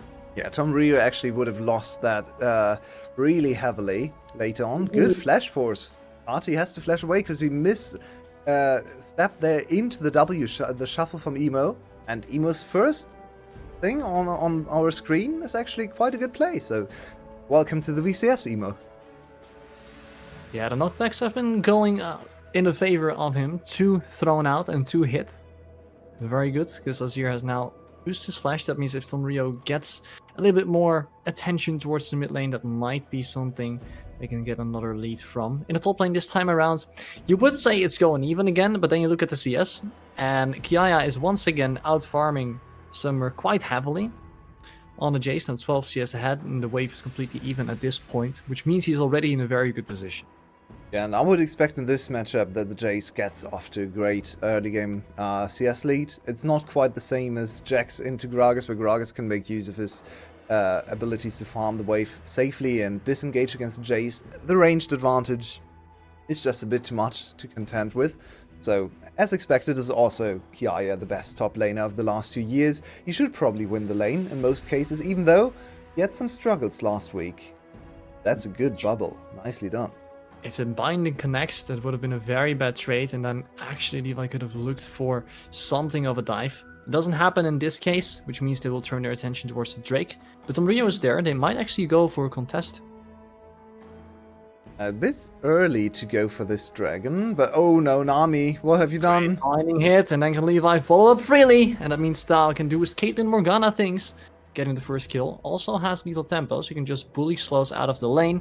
And that gives GAM a very easy setup for the Drake. Ah, the dragon used as bait there to lure MBE closer, and then it was double long-range CC into an easy kill. Nami should have never stepped up this closely to the bush when she knows that everyone is around the Baron Dragon Pit, so a little bit of tunnel vision maybe there, even from the MBE side. But they thought, okay, we need to contest the dragon, but honestly, it was a pretty obvious bait, and that's the first kill for Style. Back on an ADC champion, he's ready to carry this game. But GAM didn't actually go for the Drake after all. They, I don't know why, but they pushed back a little bit, and MBE is actually the one starting it up. You see the resets coming in from GAM as well, so they can't really go towards this Drake. So the first objective will still go over to MBE. True, a little bit of a consolation prize there, first dragon, and this is the first time they even got a dragon in this series against GAM. GAM went 4-0 on the dragon front last game, so a good start maybe in terms of objectives, but if you look at the gold, it's already more than a 1k gold lead for the side of GAM. Yeah, and that's of course due to the ADC and Kiaya with the CS lead. Good to see, and later in the game, the mid game is also going to be very difficult to play for MBEs, especially if Jace and Caitlyn get ahead, because that poke damage is already annoying, but give those guys like 1 item more, and you will see what it will do. You walk up and the half of your HP bar is completely gone. Of course, you have a little bit of sustain with Nami, but I don't think it will be quite enough if you're that far behind. And the Lucian meta has evolved over time, but a lot of Lucians still like to go for this early serrated Dirk. Gives them lane pressure, is very strong first half item spike, but the problem with going this serrated Dirk is it delays your 2 item power spike, which is now one of the strongest points in the game, especially if you go for the 2 big items, if you go Navori's second item or something. So I'm not entirely sure if you really can afford to go serrated Dirk in this situation where you're already behind, where the enemy ADC is out farming you, is pressuring you under tower, and got the early kill. So a little bit questionable on Slow's side there, his itemization choice. And it screams to me they want to make something happen and they want to do it fast. So in that case, I would expect from Rio, now that he has level 6, to just go bot lane again, try to do something there. But then you look at Morgana, who has a spell shield, so your entire amount of CC that Vi has gets negated there a bit as well. So I hope to see that they are going to push there, but they need to do something, because at this point every lane is losing. Yeah, and MBE at least survived the first Herald this time. Last time they kind of threw the game with the first fight of the game around the Herald, but as you just said, they are bleeding out so much gold in every single position. Look at that, 2k gold lead with just one kill to the name of GAM. It's reminiscent of the very first game of the day, where Wales got up to a 5k gold lead when the kill score was 1-1. So this seems to be the new VCS meta, at least in some of the games, and GAM is certainly capable of playing the slow style, bleeding out the opponent, just choking them out one after the other. They're very comfortable in this position. Lovely to see, with the Rift Heralds secured as well. so they can even accelerate the lead more and more. Doesn't mean that this is quite over just yet, because like we've stated multiple times as well, games are easier to lose in the mid game if you make a mistake or two. In the Benelux, we even have the Benelux Baron now dubbed, because every game gets flipped and lost with that Baron buff. So let's hope that doesn't happen here, because that's a curse I wouldn't like to give you guys. And 10 minutes in, MBE, we talked about them trying a different approach. If we go back to our discussion in between the games and in the first game pauses, we thought about the mid lane being either more range or more agency. They kind of got the best of both worlds, if you're honest, like, right? Talia has agency and a lot of range, so... and they actually brought in an entirely new player, so they even went above and beyond what we thought they would do. Hasn't really done much in this game, but she's finally hit that all-important level 9. She's a real champion now and can clear waves very quickly. Yeah, I feel like he isn't really playing a bad either or something. He's just a little bit invisible. There were 2 or 3 moments that we saw where the skill shields that needed to be hit actually hit. But this time around, he can actually have some impact because he is going down, has the Weaver's Wall to find a possible engage. Tomrio's the first one to get hit by it. The knockback gets pulled down, and the ult gets finally pulled off. Zin goes golden, but no one from MBE can follow up. Style is just free-hitting with the lethal tempo. Okay, Style! Forward, double kill from him, and now Zodiac is all left alone. The bubble connects, but Zodiac knows his end is coming, because with the lethal tempo, he just needs one hit on the face. Levi, he's placing the Herald as well. Emo tries to back up his team. Nami goes there, heals him up. Style needs to dodge. Oh my god! Finally gets smacked. That's the 3rd kill. Is he gonna get 4? That's an unofficial quadra kill in 11 minutes. Incredible! What a bot lane performance, and Style showing up. He looked at Hankei in between those games and was like, seriously? Ziggs? You're giving me Ziggs? Okay, I want to carry the next game. And carry he did. 4-0 on the Caitlyn, and not just last hitting, actually stepping up, perfect auto spacing there, chaining his auto attacks and traps together, but beautifully done. Style just knowing exactly what to do. Very good Caitlyn combos as well. Just look at him flash forward here with the Q, with the confidence to know he did have the damage. Just good to see. And Style just chasing down Zodiac. Zodiac didn't think he would go down this quickly, but Style with the lethal tempo as he sat in the play is way too strong.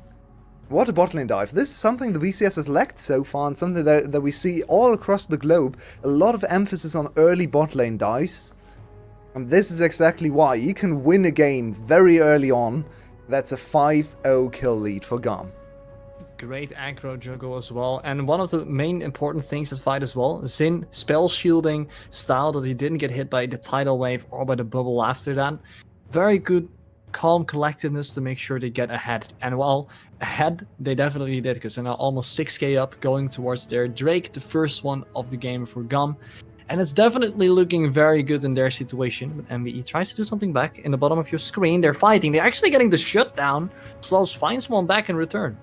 Yeah, GAM kind of selling out the ADC there, but Style also overstepping, not respecting the enemy engage range. Want to see what actually happened. I think Flash ultimate from Tom Rio is what I can see if you look at the summoners. So a good shutdown over to the Lucian, and here it is. Yeah, just double Flash invested, good chaining of CC, and solid kill over to Slows, 800 gold into his pocket. Maybe the glimmer of hope, the silver lining they needed to get back into the game. As unfortunately, the Rift has gone Zapier again, and we have to look at our faces one more time. I saw the pause, and the first thought in my mind was Style died after getting a quadra kill. He's tilted. He's out. He's Pause. Pause, guys, pause. VCS pause. We can't do it anymore. I died. No, but I can't die here. I died. No, I can't die here. I want to have my perfect game. My support has a better KDA than me. This is not allowed. Yeah, unfortunately, this series has been plagued by pauses. Hopefully it's not going to be too big of an issue. Something seems to be going wrong with the computers or something else on stage for this whole series, so not too surprising, but let's just hope we're gonna get it over with quickly, because honestly the game is already in a dire state for the side of MBE. They hoped for a better early game. They got there for 10 minutes, but then it all collapsed with another catastrophe. Last game we had the 8-minute team fight around the Herald. This game it's the 12-minute bot lane dive, and both end up with them 4 or 5k gold behind early on in the game. They survived 4 minutes longer than last time, so we're getting improvement. If only this was a best of 5. Yeah, they're scaling. Maybe they're scaling through the season, so every game is 4 minutes later, so in like 2 weeks, they're gonna win some games at 30 minutes, hopefully. I hope so as well. I mean, like I said, it's early into the season, so we can cut them some slack. We don't really know what to expect from this team, and they are showing that they want to play. They're not like falling over and just letting everything happen. They're making proactive moves themselves. So that's honestly one of the good takeaways from this.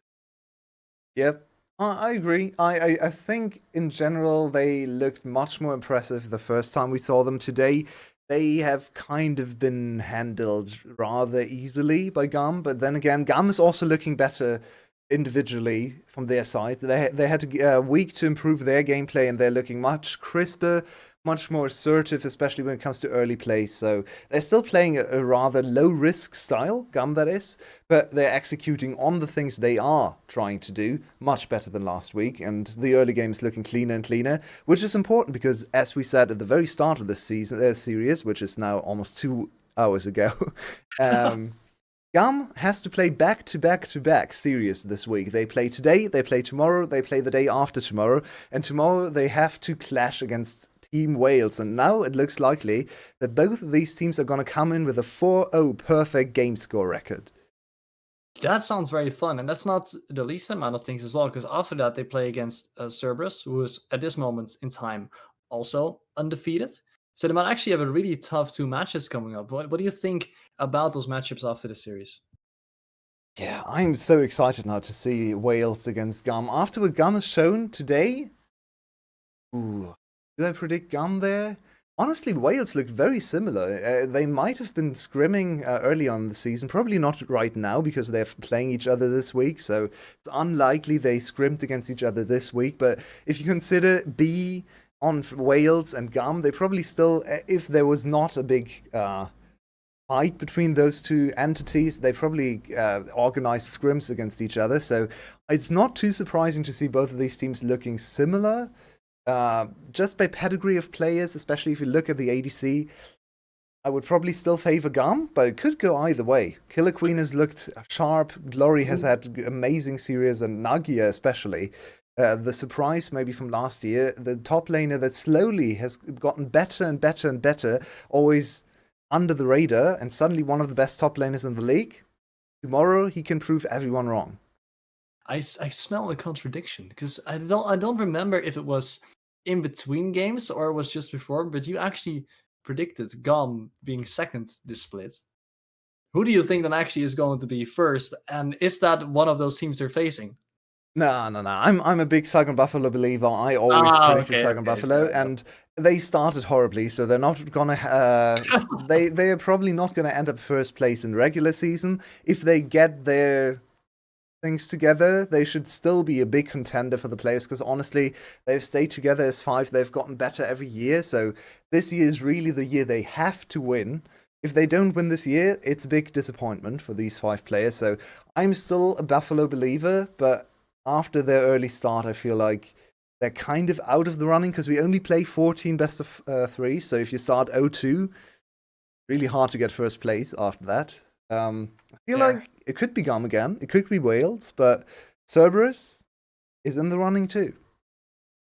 And the thing is, they only lost 2-1 against Team Secret, and they lost 2-1 against Cerberus Esports. So it's not like they're falling over, right? It's not like, hey, we don't know what's happening, we can't win games anymore. They have won games already, so there might still be good things coming in the future for them. So don't think the general consensus should be all too negative about them just yet.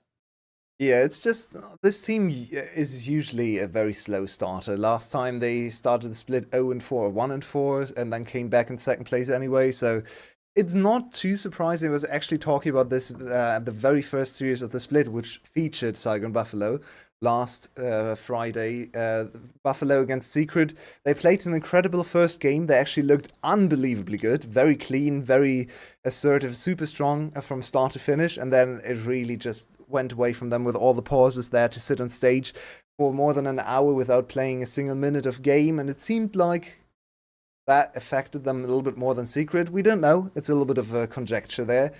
Then against Cerberus, they took a step back, I have to admit. Froggy looked kind of rough. Shogun and Taki not quite up to snuff, but especially the top side of Beanjay and Hasmed. not bringing their top level, which is always scary to see. I remember there was a lot of talk about, especially Froggy last international tournaments, that people expected perhaps a bit more from him on that side, but he couldn't really deliver. I don't know exactly what it was about, but I feel like everybody has that idea of he can actually perform and he's actually a good prospect, but it just doesn't come out in the most important of moments. I don't know if that's true at all, but that's just the things that I've heard in the meantime. He's a very divisive player, let's say it like that. He's a very good team fighter, he has a very good engaged sense.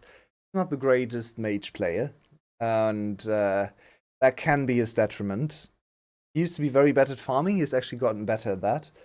But yeah, we've seen him clash against Kati to reel back into this series a bit so many times now, and most of the time, the biggest advantage for Kati over the likes of Froggy and other mid laners is that he's just so unbelievably consistent. He can play everything, he can play all the control mages, which Froggy just can't do to the same level. And if you talk about regional dominance, Kati is the one to look out for, because he has won every single title since 2020, apart from that one Mickey Mouse Winter Split I talked about earlier, which went to Cerberus, where he went to 5 games too, by the way, so he was only 1 game away from winning those. But he won 2020 on Flash, then he went over to GAM and won every title with GAM, so he's one of the most dominant regional players or domestic players any region has ever seen over the course of the last 3 years, really. And if he wins another one, he would tie one of the legends of Vietnam, which is Slay. He's already on 5 titles. It's really, really impressive. At that moment, you start to actually forget what it's like to lose. And that's both a very satisfying thing, but on the other hand, also a very dangerous thing. Because you see a lot of people who have been at the top for a very long time, slowly but surely fall off a little bit. We've seen it with tennis all over the place. I think you can give examples in NA, Bjergsen, Double Lift. We can look at EU. Perks, in this case, a little bit, not the highest of highs he's had anymore. Are you scared that might happen to Kati as well? Or do you think, like, oh, this guy's always motivated, also always have the power of his team behind him? Yeah, I've not really seen anything that would indicate that Kati has problems with motivation. I would actually look to Levi rather in terms of motivational things, especially because he has been playing since 2017 and he has tried to get into other leagues and never really succeeded. So there might come a point where he's just not happy with VCS anymore. He seems to be in a fine mental state again. There were some rumors that he would go to a different team in the offseason again, but he stayed on GAM. So if anyone on the team would lose motivation, I would actually think it's Levi, first and foremost. But yeah, Kati has always seemed a really good worker, very good team player, and he's worked in all the different team environments he has been in. So I don't really have any negative things to say about him. I think he's just a super solid player, able to fit into any environment finds himself in. Yep. That's what I love to hear. That's what I absolutely love to hear. Of course, he made like a quick step. I think it was for JD Gaming, right? He played in the LPL for a split. Levi did, yeah. He played 5 games or something. Didn't win a single one. He was on 100 Thieves for Academy most of the time. Never really made that huge. He's up in there, right? Once or twice. I believe he played some games, but never really made the starting lineup. Mostly because of communication issues, as far as I know. But that's back in 2018 too, so that was his second season ever. Yeah, it's you never really know. Speaking of never really knowing, we're once again staring at a timer from VCS Official, so I think we're gonna go to another little tech pause on our screen as well, because we don't quite know how long we're in for in this particular pause. So see you on the other side, hopefully in about 5 minutes. Let's pray for a quick continuation of Game 2.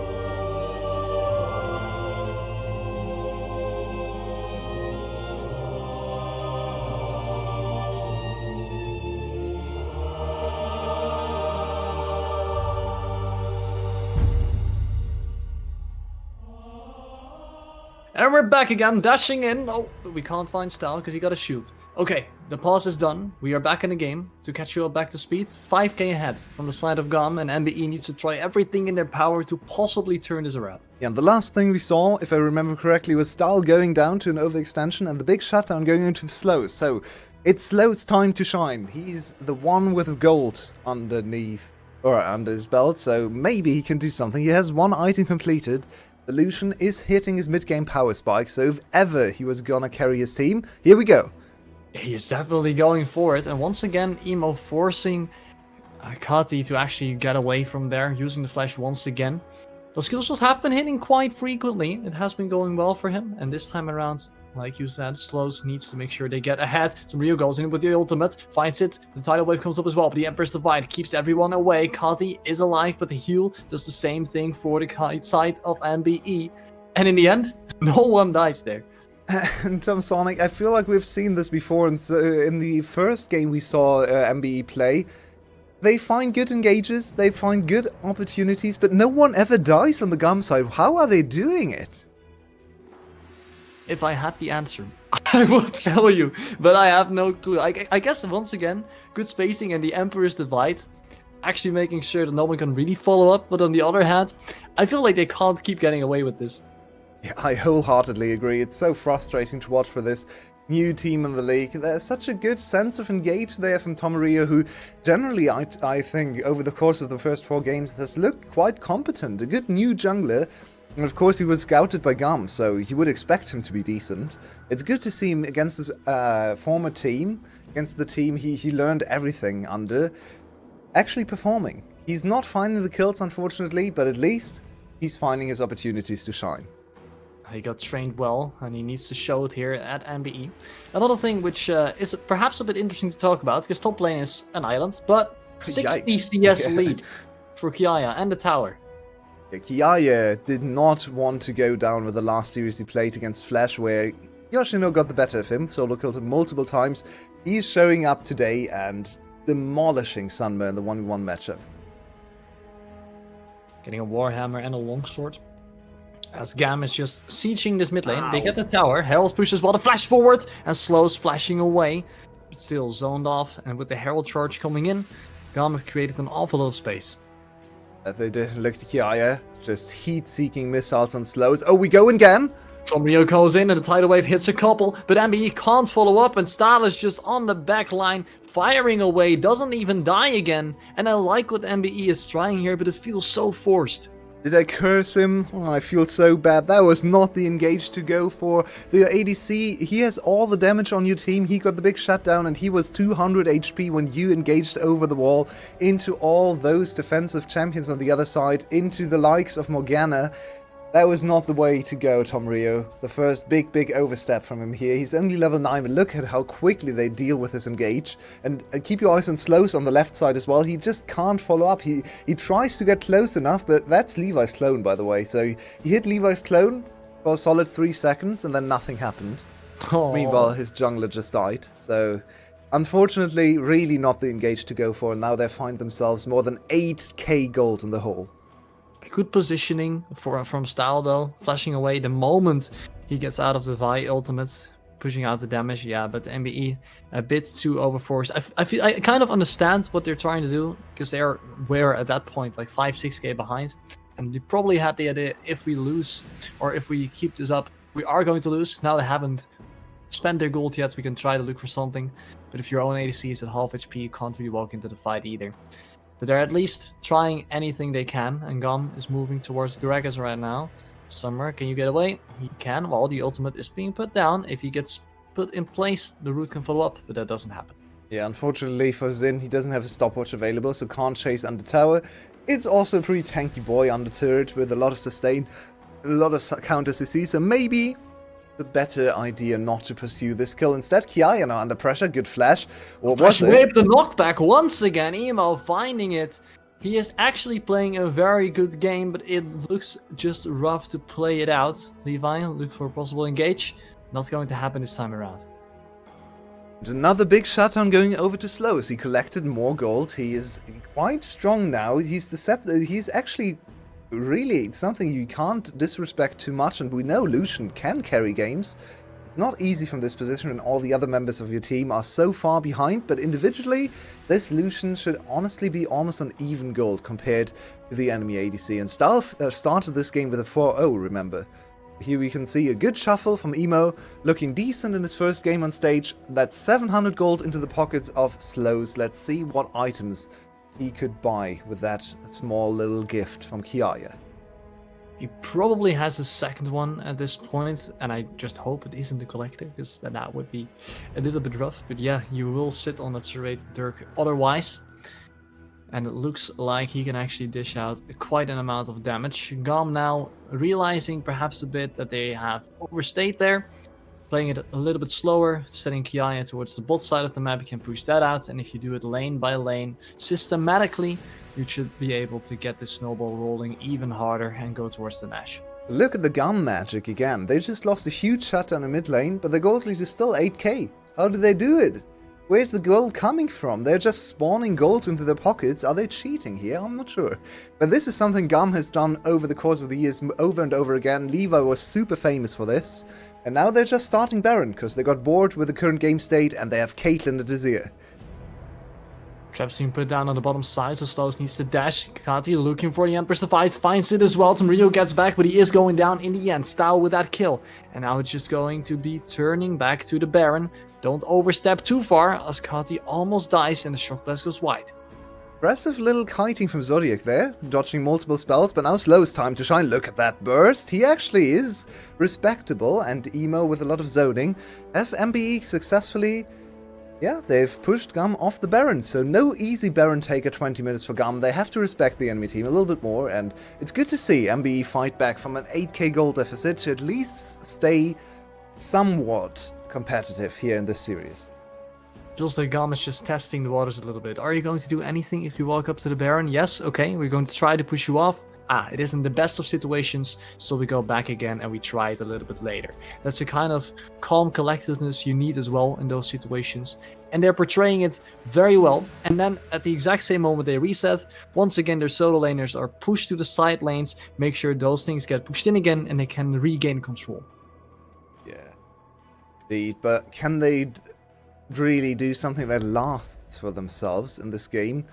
They need to contest the next big fight and maybe get more than just stopping GAM. They need to actually win a team fight, get some shutdowns, get some objective shutdowns to really have a chance to come back in this map, because they're delaying the game. Yeah, that's good enough. That's a good start, but it's not good enough to win the game. And Kati's on the hunt again. Tom Rio. I've seen this before, and when the binding hits and the ace in the hole follows, Rio goes down once again before anything happens, and we are going to get the same exact dance. Emo's being bullied away by Kati, as the TP was cancelled on the bottom side from Gregors as well, so it's a 4 against 3, and then MBE can go nowhere. Kati dashes forward, but Stala is the one that gets his double. Emo with one hit left, burns down, but he doesn't die.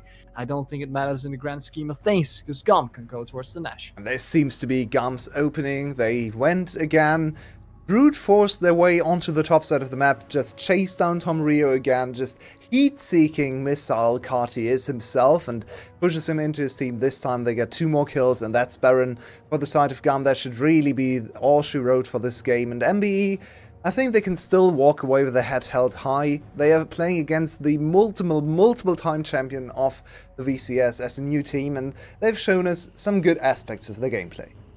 Yeah, in a 1v2, he doesn't die quite yet, flashed over the wall, stays alive, Kati TP's in, Emo is now going low, but the end, he's burning down, taking slowly, Kati gets that kill, Rio over the wall, he wants to find his kill on his former teammates, but he can't do it, because Kiaya still gets away with it, with the shields. It is just not fair. How is he alive? He actually walked away there. I mean, he's 5 levels ahead of the Vi, so honestly, not that big of a surprise. And now Levi on the chase, he wants a little bit more. Good flash.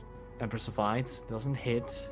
Zodiac under half HP. Levi a bit too far up perhaps, and it feels like GAM is now just pushing themselves a bit. They don't have to go for the 2v3 play, but they can do it, right? Because they're 13k ahead. 13k indeed, 23 minutes, and this is that snowballing potential we talked about in between the games in one of the pauses.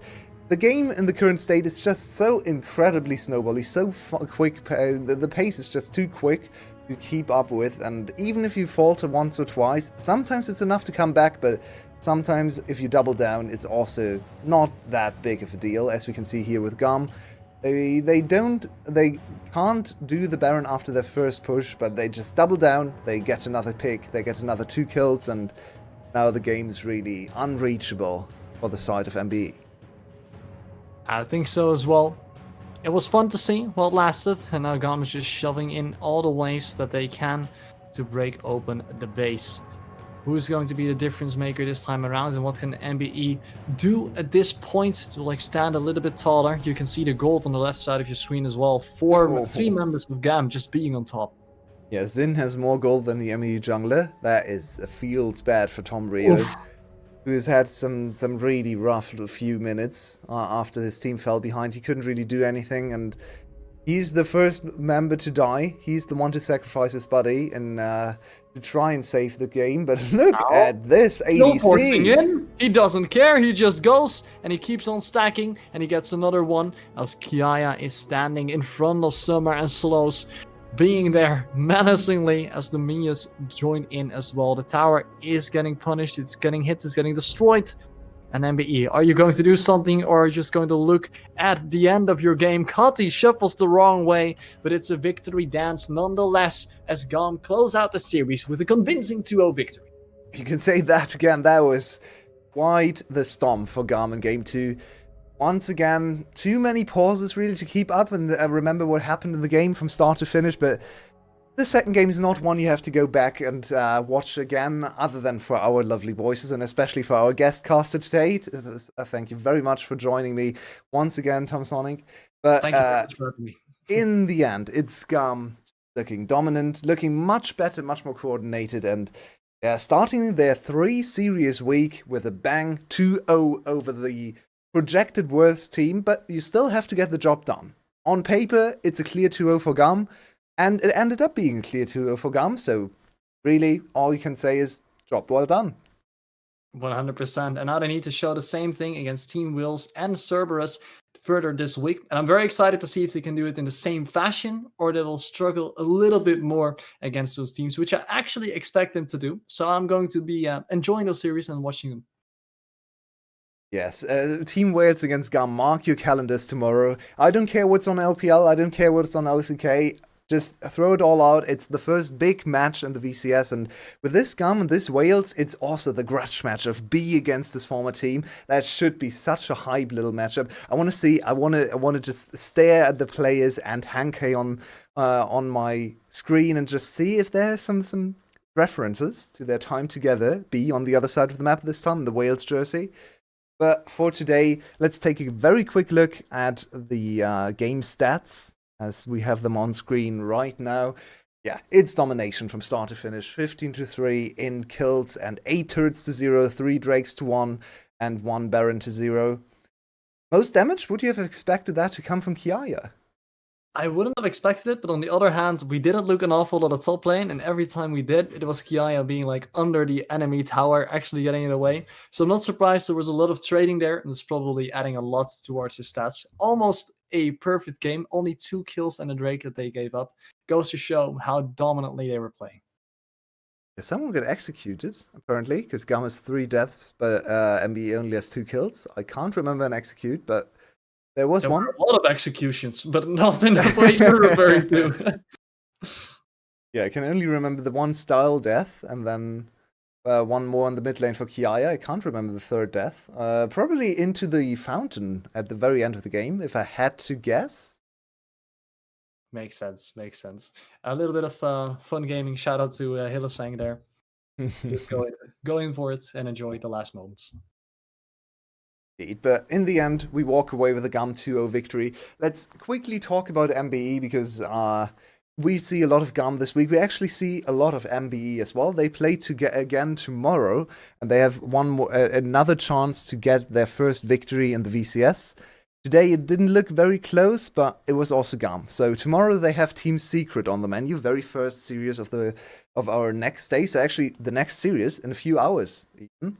So it's less In a than few 20 hours. hours, I believe, 19 hours or something. What do you think MBE could do to win against a slightly worse team than GAM? I think the general idea of game one was actually not that bad. I feel like if you put Summer on the same kind of idea of position and role that he had right now with the Gragas finding those flanks and really trying to find something there, that should be possible. Because once again, the ideas were good. Rio had a lot of engages.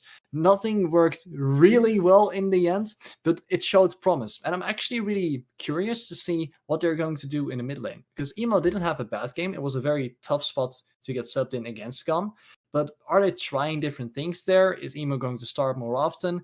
Because it changes a little bit about how they play the game.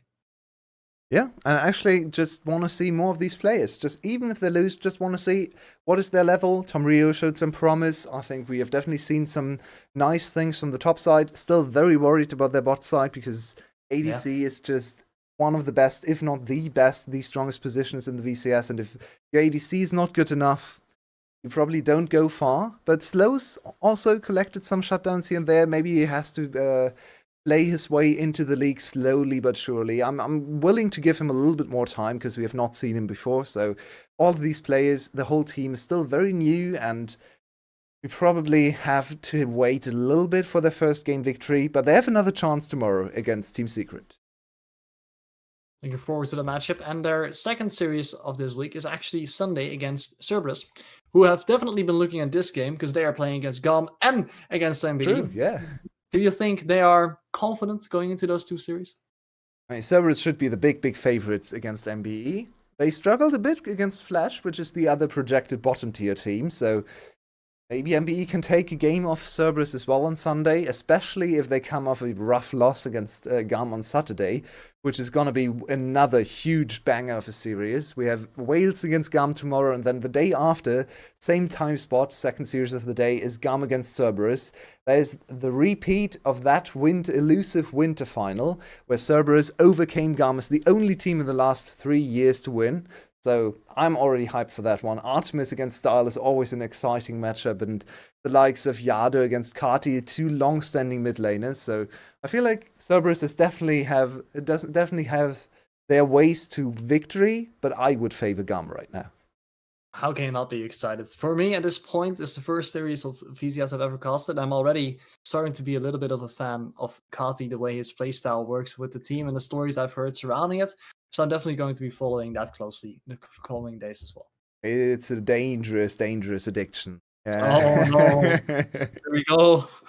Once again, thank you very much for joining me today. Hope to have you back very soon. And thank you very much to Crincy and Rebel for covering the earlier series. We had 2 more series. If you want to watch some more VCS, I'm gonna upload those very shortly to YouTube, and they're already available on Twitch. So just go back and enjoy some more Crincy, so enjoy some more Rebel before you fall asleep after Series 1. We have so many games for you this week, and we're back tomorrow with MBE against Team Secret in, as I said, just about 19 hours time. So take a break and be here for that series tomorrow.